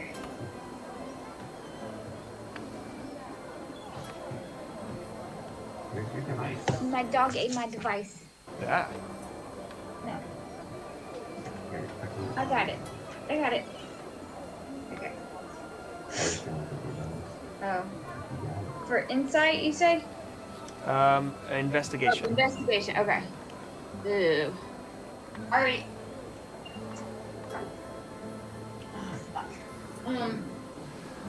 That's a 5. A 5. I mean, it's busy and there's a party atmosphere going on everywhere in town right now. The best you can really find is like just like outside the doors of this place as you kind of walk out of the bar for a second. There's a little bit of the pier between there's a little bit of the boardwalk in between this pier and the next one that seems to be nobody's sitting there or anything right now, and it's quiet-ish. Like at least the sounds of voices and things are a little bit muffled inside buildings and things. That's probably the best you can find. Okay. That'll work. That'll work for me. All right. Okay. So, That conversation. Oh, what? I don't. Oh, okay. I'm just gonna. How far away is the group? Are we kind of split?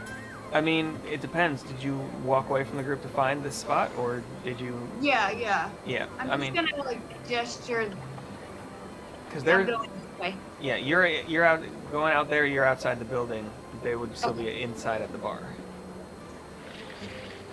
Okay. So, walking out and kind of sitting down on the edge of the dock here, the water lapping up against uh,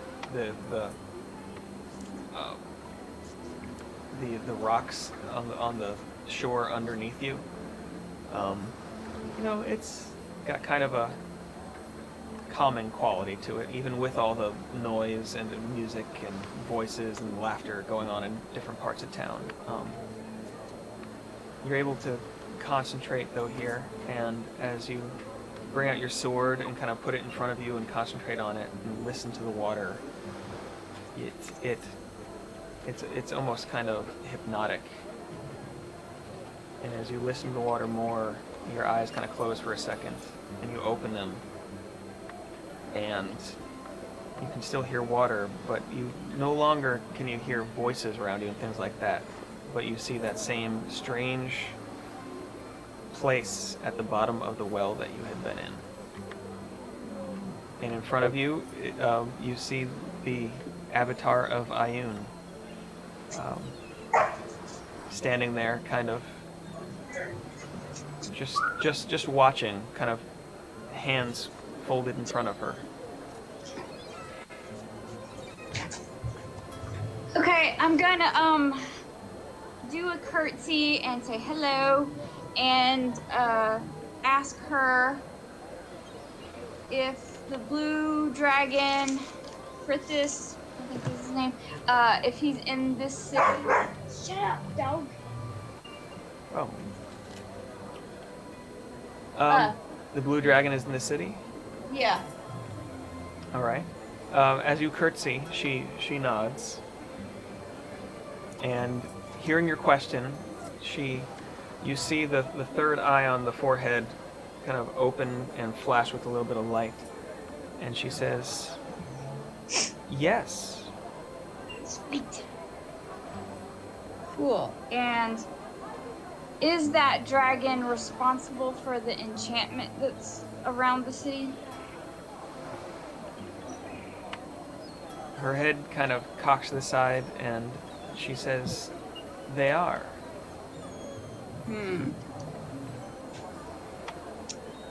And You got one more. will he be at the ball tomorrow night?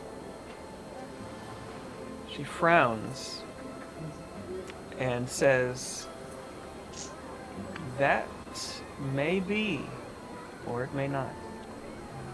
Okay, cool. Not all paths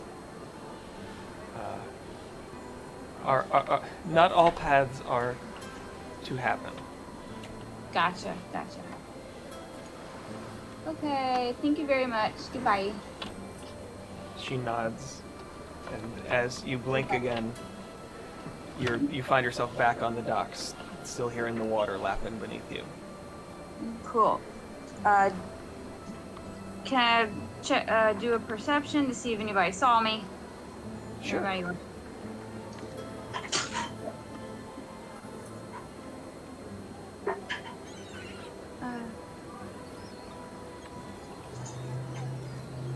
19. 19. Okay. You do see kind of as you look over your shoulders, over your left shoulder, you see somebody that had been walking by that kind of is looking at you and frowning as they're kind of walking by, maybe 15 feet away. What does it look like to them when I do that to outside people? I mean, to outside people, it looks like you've closed your eyes and you're just kind of holding your sword in front of you. Oh, okay. Yeah. Not too crazy, right? No, there's no like flash of light or whirling something, or it's Okay, cool. it's a very low key thing. All right, I'll make my way back into the bar and Okay. let the others know. All right. Try to cuddle them. All right. Crom comes back in, tells y'all what seems to be maybe happening. That the dragon is in town and they are responsible for the enchantment. and they may be at the ball tomorrow.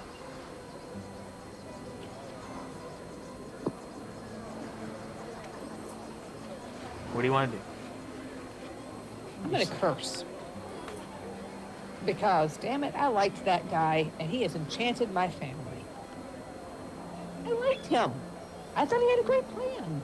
And look at this.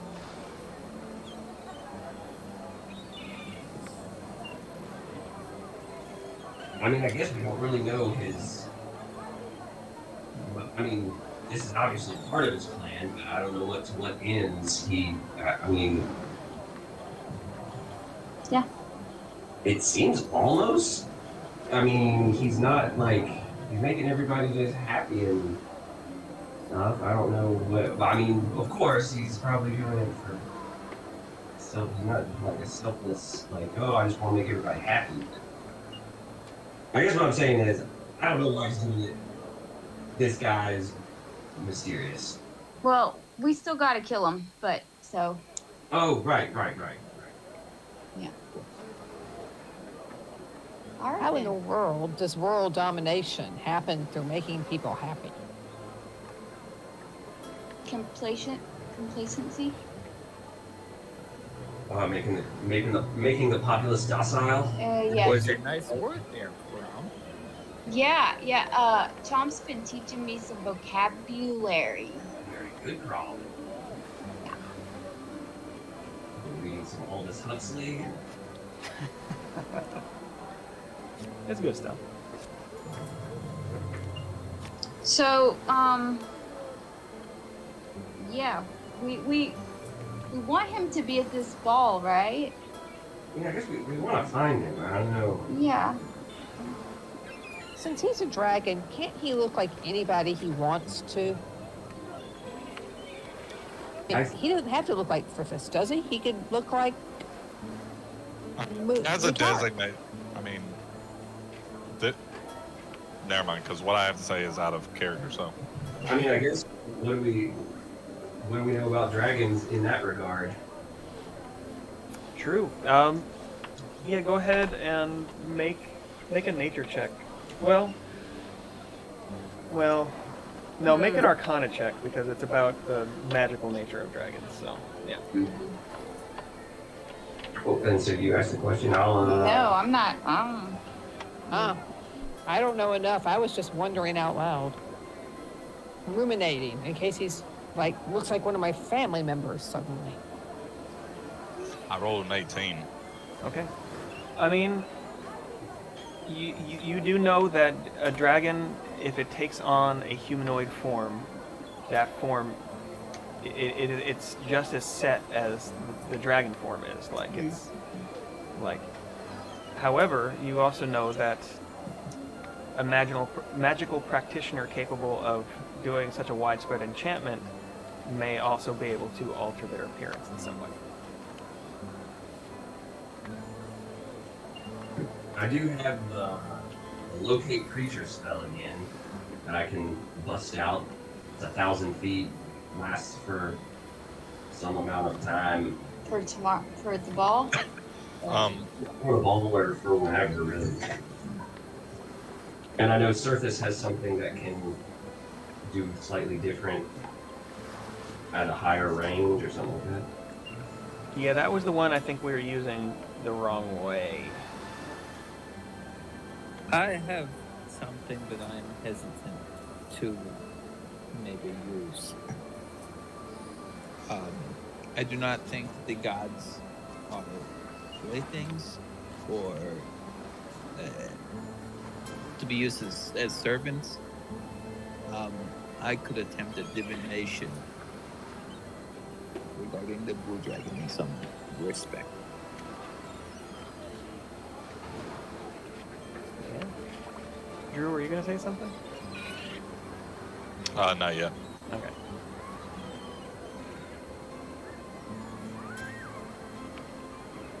All right. I mean, I guess we're saying we're just gonna. So we're saying we just wait and try to find him at the ball tomorrow. So I could detect the dragon or anybody else that would fit this bill, I can channel divinity, divine sense, and detect good and evil creatures. Ah, that's true. And that, how specific is that? Like, it would tell you what, like the direction of an evil creature? I'd be able to sense any creature, whether I designate good or evil, within 60 feet of me. I wouldn't be able to detect anything other than whether they are good or evil, whichever alignment I choose. Right. Oh, yeah. That's very short I mean, range, but at the ball, I think stuff like that Yeah. could be helpful. Maybe like we all have our radar spells pinging while we're at the ball, and we can triangulate.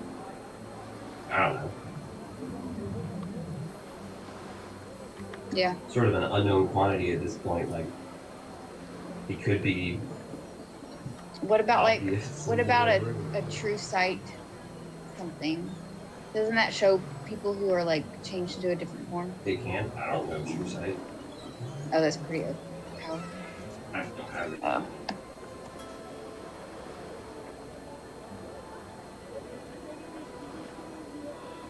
Okay. So, what's the plan then? For right now, anyway. You still have to find, of course, masks. If we need to, I can do True Sight. True.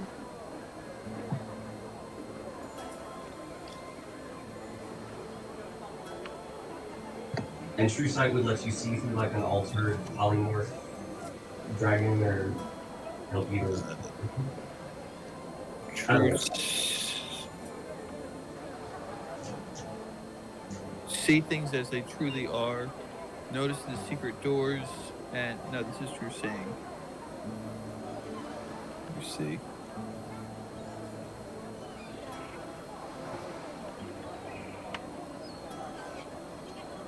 True sight. It Yeah. says secret doors and ethereal plane. Unless there's something else that I'm missing. Well, it says like you have true sight and notice before.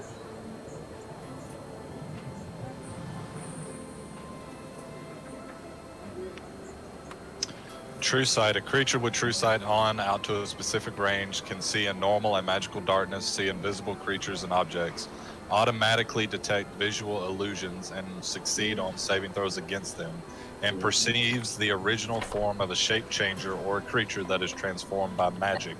Furthermore, the creature can see into the ethereal plane. Yeah. So you could totally, if you use true sight, you could, and the dragon was there. You could see it. Cool. So it's back on the table. Back on the table. I'm gonna step out for a minute. Okay. All right. So, what do we want to do in the meantime, though? Because it sounds like y'all got some ways to. If you have everybody who's anybody at this ball, you got some way to try to figure out who's the dragon. And then so yeah, I think we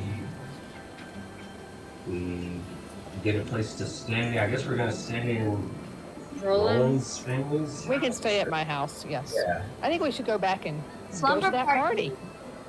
I mean, why not? There's food, there's jugglers. Why Right. not? Yeah, and then tomorrow during the day, we scrounge up some costumes, we do any sort of preparations we need, and also we need to come up with at least some sort of tentative plan. Like, let's assume best case scenario, we're at the party and the dragon's there. Okay, Then what? then what?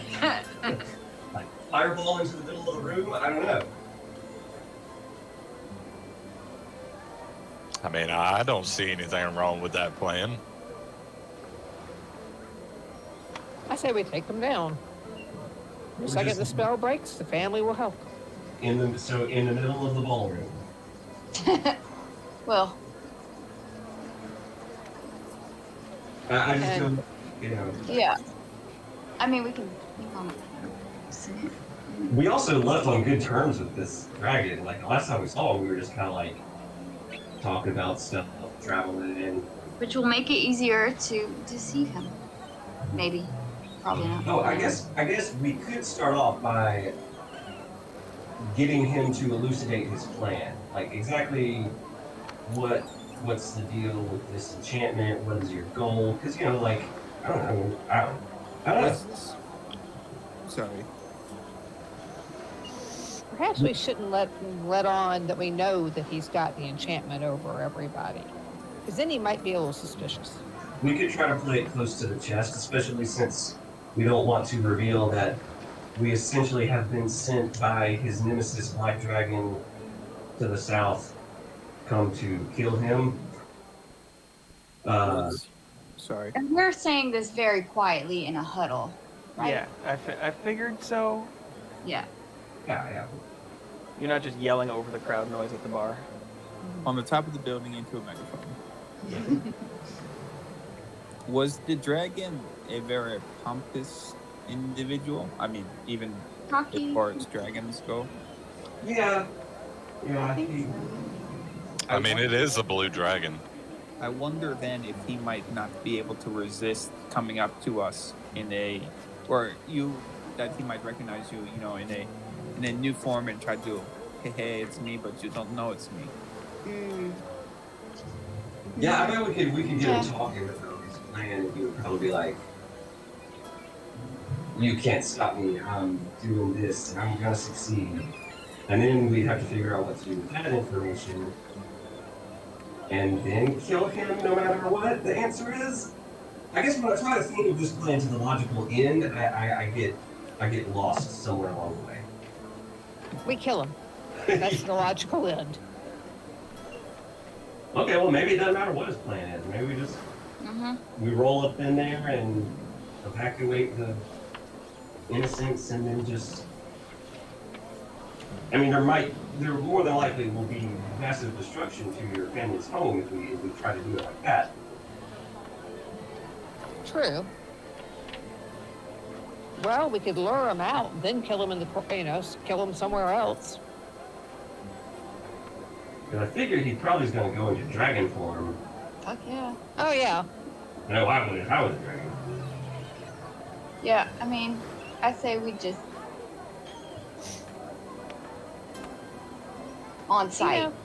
Hang on. I have an idea. I have lots of poisons. I mean, I have a ton of poisons on me. What if he's there, what if I just poison his drink? I've got assassin's blood. Well, It's always lethal. He might be too powerful for that.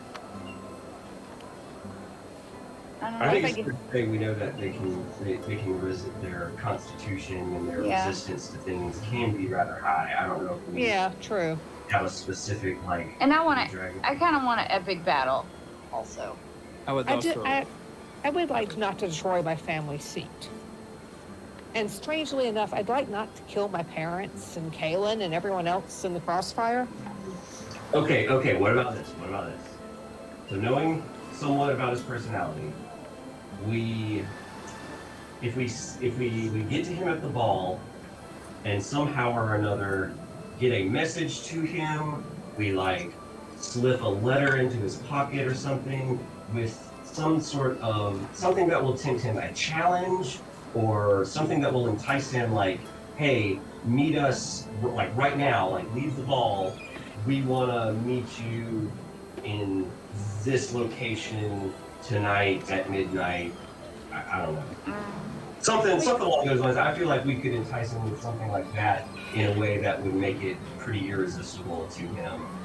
What if we tell him we want to discuss his plan for world domination a little more in private, that we think it's a great idea and we might be willing to get on with him?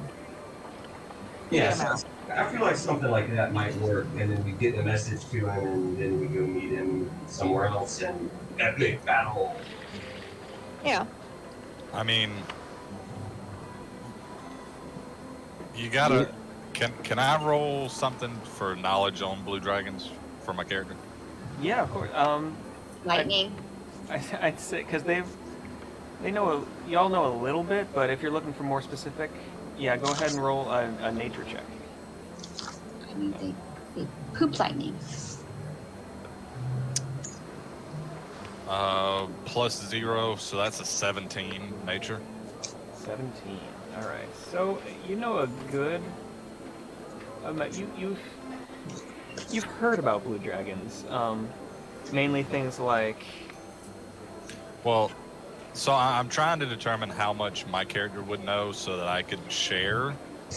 Okay. Because I mean, I know about the dragons, Yeah. but I'm trying to determine how much of what I know would be prevalent with Gundar in Yeah. order for me to share with everybody else. A good amount. Like you would know that lightning breath. Well, more like their temperament, their temperament. Okay. all the kind of the other stuff, not necessarily what they can do in battle, but Yeah. what would be prevalent to interacting with him, and kind of what would be a good idea to get him sidetracked or distracted from whatever he's doing. Yeah. I mean, you'd know that they're vain, even and territorial, even for dragons. Yeah, they're the most vain, arrogant, and territorial of all the dragons. Exactly. Yeah. Let's see. To the point where if we were to call him out, he would decline it. So it kind of that we might issue him, he would take it. I mean, very probably. You get the feeling just from things you've read about different stories and stuff that, yeah. And also that, like, but they also, like, really value talented creatures that in their service. Maybe we leave an anonymous note then on a message board, or put out some broadsheets that anonymously say we have become aware and we are interested in joining you, and meet us at X location at midnight over the sea, very cinematic, and then he goes there and we can either see his glamour or we can ambush him. I mean, yeah, you could put a post on the local Craigslist on misconnections and Yeah, and Chain LinkedIn. Can I ask Roland a question? Sure. Do you know of any surrounding areas around here where it storms a lot?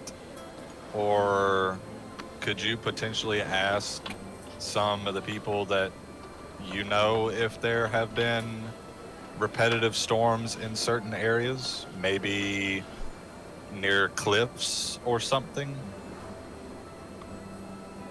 I think having gone up there, I would know if there were a stormy area. Well, I mean, Yeah. the reason I'm asking is you and everybody else hasn't been back here what seems to be quite a while. So Yeah. asking somebody that has been here for started happening. Yeah. One of the traits of a blue dragon is that it storms frequently where they build their lair. Oh, okay. I'll ask Zeb if he's noticed any storms recent. Has there been an outbreak in storms since we've been gone? Okay. Zeb, thanks for a minute, says, well, I mean, yeah, a little bit. Maybe even just a couple months ago, it seems like there started to be a little bit more stormy. Just right on the edge of town here, actually. Where on the edge of town, Zeb? Well, I mean, the seashore edge of town. Yeah, I mean, Left, right, west, east, where? I mean, they're storms. They're pretty good size. It's hard to say. It seems that we've been having more storms just hitting town. Okay. I don't know, I'm Miss Other ones, if we really need to send him a discreet message, since Roland did discuss taking over the world with him a few times. I mean, Roland made his interest clear. If he sees Roland, he may come over and do the haha, do you know who I am thing. I turned to Roland and I asked her, are there any mountain ranges nearby the coast or nearby the city? There are. We're in a volcanic crater. So I would imagine there are peaks around us. I mean, there are several kind of, like, there was at one point, this was a very volcanically active area, and so this is a collapsed volcanic crater here that the city is built in. There's a couple other small, kind of old volcanic mountains now dormant around the area. Yeah. Is there still any light outside, or is it fully nighttime now? Oh, by this point, it's fully nighttime, and like down the dockside here and downtown and everything is in full swing of partying. Perfect. Can I step outside? We're inside, right? You are currently inside still at the Brass Monkey, yes. And the Brass Monkey is right on the docks, right? Yeah, literally out on one of the piers, yeah. Okay. Can I go outside? So I'm imagining that sits down in the belly of this what used to be volcanic crater, and then there's the ocean, and kind of behind the city is where the cliffs and the peaks and everything start to happen. Yeah, it's kind of behind, and like because it's within the crater here, so like there's the slope that goes up, and then there's a couple other small-ish mountains you can't really see from here because you're right, in the. I mean, the caldera here kind of keeps you from seeing things. That's it, caldera. Yeah. Yeah. Could I go outside and do a perception check on past the city onto the kind of the upper edges of the caldera, specifically looking for any lightning in it that's like secluded to any areas? Okay. Yeah. Go ahead and make a perception check. What's my bonus to perception? Freak, another 0.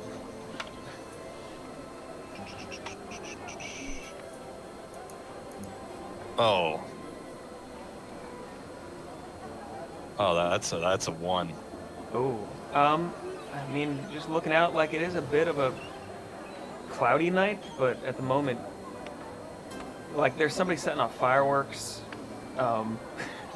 like a little bit outside of downtown here, and it's just kind of a mess. I blame that I had too many drinks, and I kind of come back inside and I ask the party if there's anybody with a little bit better eyesight that could come outside and scan past the city to see if they see any lightning striking repetitively in one particular area. I look to surface. Does Casilda feel up to a little night flight?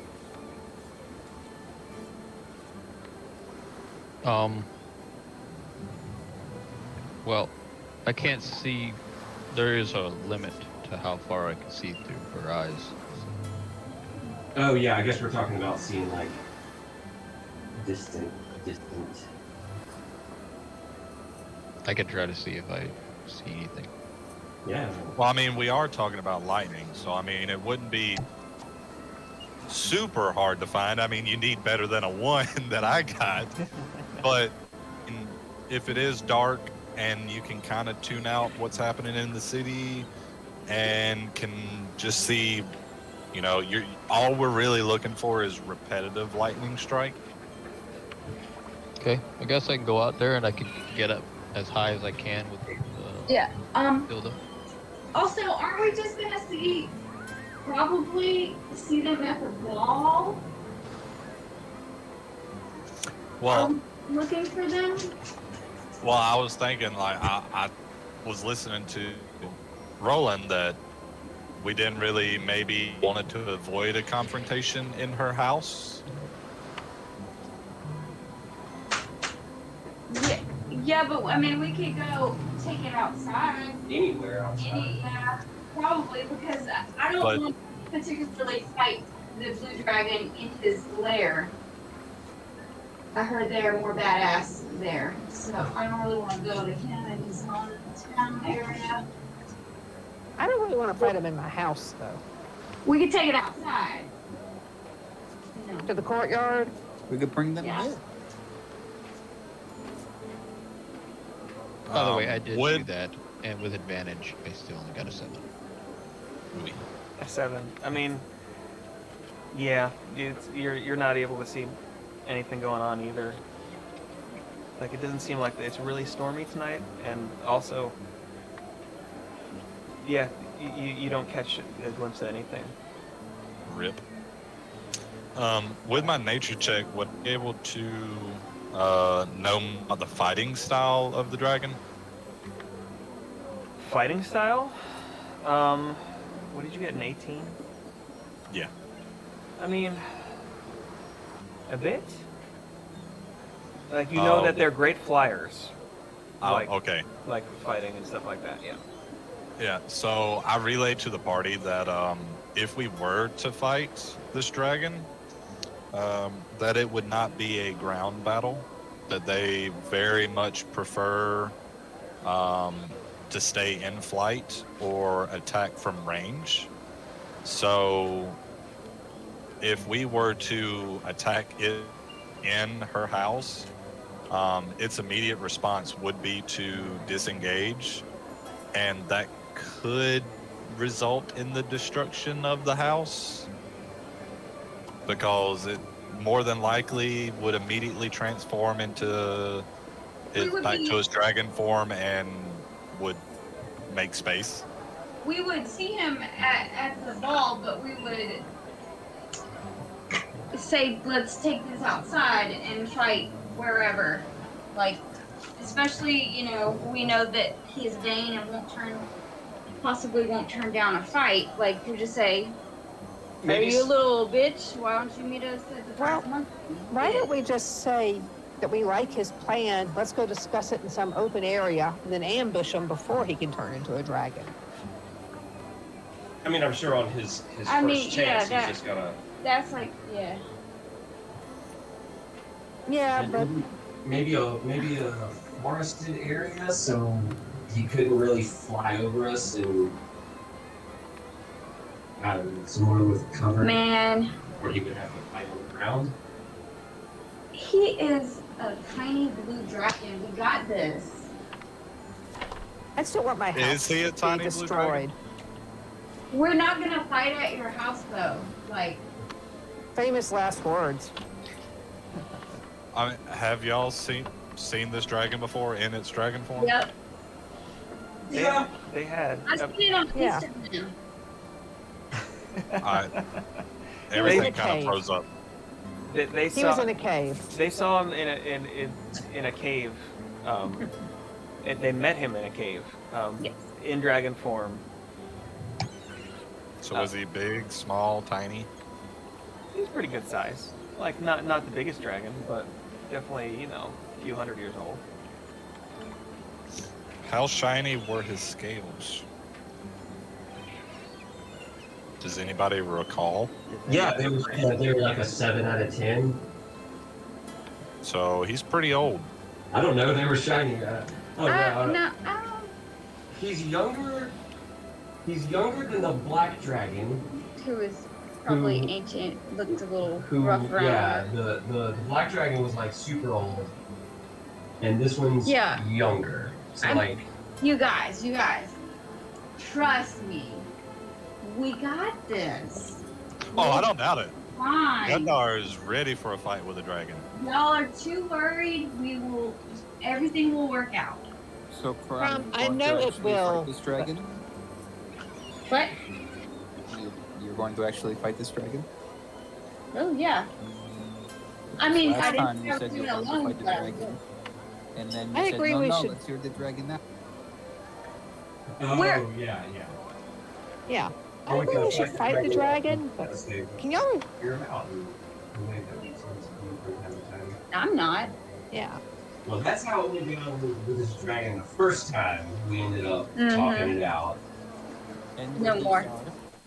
But see, the We have to difference save the now- world. The difference now is we have an explicit reason, like for our mission, from the black dragon to kill it. But The fact that it's a giant evil being is Okay. not enough, I guess. I'll be real with you. I really Correct. need to kill this dragon for my honor.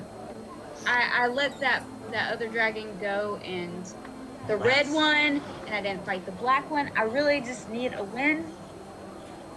I need to kill I the agree. I agree. We should kill the dragon. I think this dragon deserves to be dead. I open up a Whenever there was little. We're really loud at this point.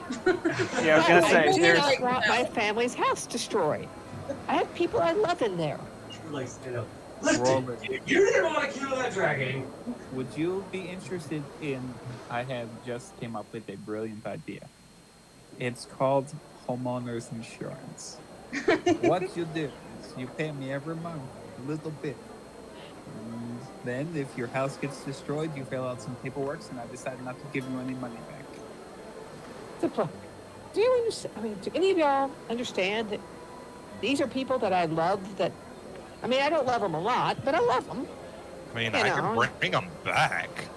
Well, and I I love could them. destroy them if he brings them back, and it would be fine. But I mean, everybody's No. got to die of something. No. I do not want my family's house torched because we decided to fight a dragon in the courtyard. We already have said we won't fight it in the house numerous Yeah. times. So Crumb wants to fight it in the courtyard. So just promise me we won't fight it on property. No. Down the street, up the wherever. Yeah. Okay, I'm fine with that. I just want it That off really my is- property. It still kind of depends a lot on the dragon. One thing to I go mean, wrong. It really does. And blue dragons are pretty temperamental, and they are evil.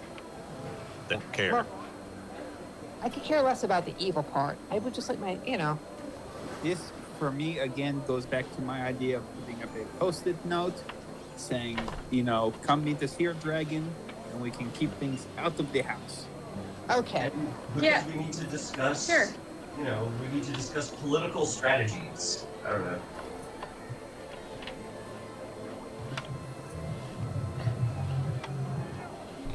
I mean, just issue a challenge. Aggressive negotiation. Challenge you to a duel. We choose the weapons. No, he gets to choose the weapons then. I mean, you could bluff him. You could say, we know where your lair is, and if you don't come out and face us, we're gonna fuck your lair up. I mean, they're super territorial and arrogant, so they'll take the bait. Well, it sounds like we got a lot of options. A lot of these sound like they're gonna work. I open a little brooch box that has a red, green, and yellow scale in it, and I point to an empty spot, and I need a blue one, and I close the brooch box.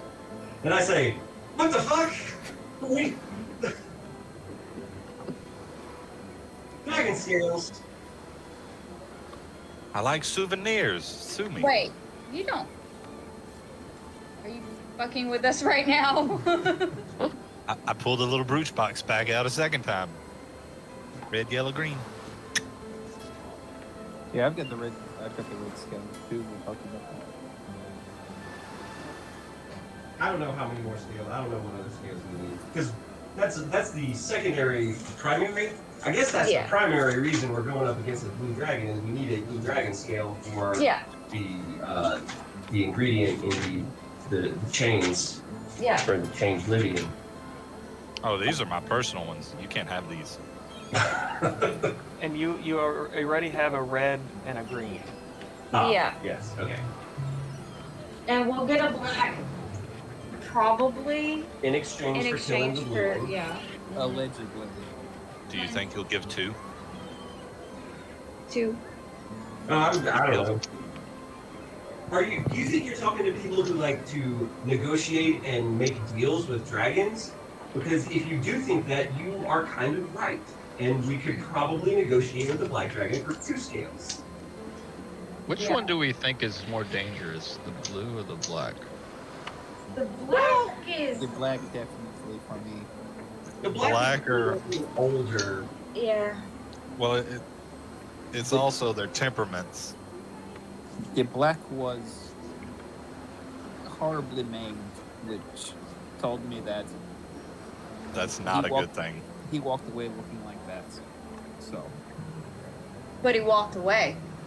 that's So would my- that's my would- point. He is still alive. What does the other one look like? With my nature check, was that prevalent to just blue dragons or dragons in general? That was to blue dragons.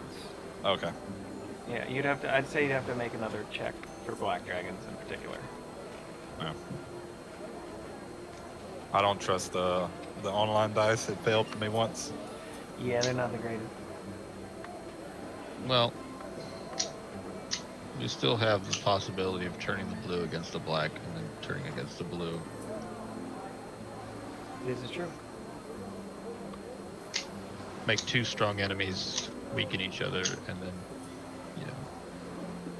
Well, Maybe then we can find a third dragon to come down and ambush both of them. that has a chance of backfiring severely. I mean, If they fly too close together, they will become Tiamat, and we will all be doomed. I mean, y'all didn't kill the red fighting a dragon. dragon goes that bad regardless. So.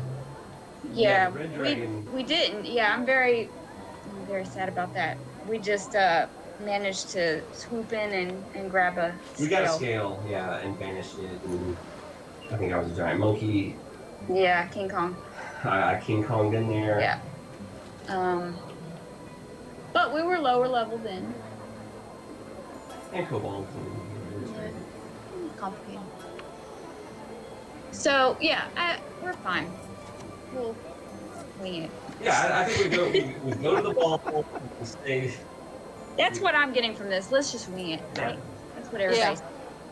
We've Just issue a all- challenge. We've got all day tomorrow for shopping montages and Costume. yeah, Okay. and a suiting up like equipment scene and Yeah, we're good. yeah, exactly.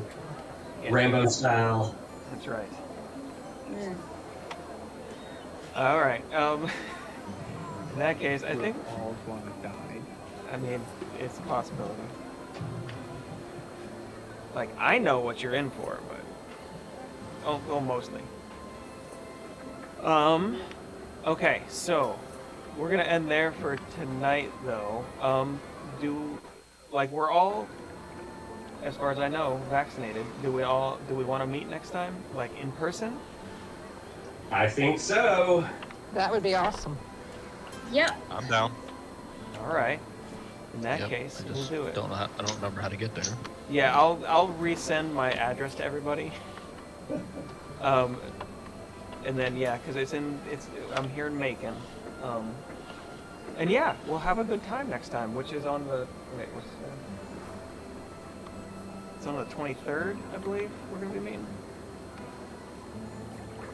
Yes. 2 weeks from today should be 3rd. Yeah, 23rd. Yeah. All right. Awesome. Well, thanks, y'all. I'm excited to see y'all again, Yay. Yeah. Yay. and one of you for the first time. Yeah. Yeah, it'll be fun. All right. Another thing. We are doing a potluck over here next Friday night at my house. So if anybody wants to come, I'll be. If you want to What bring time? us, let's say about 7. Okay. Yeah, bring a side. I'll have like hot dogs and hamburgers and stuff. Okay, Cool. Yeah. Great. And like I said, I'll send my address out for everybody long And this before is then. and this is this upcoming Friday? Yes, Michael? this upcoming Friday, like Okay. 5 days from now. Cool. 2 days ago. 2 days Yeah. ago. Yep.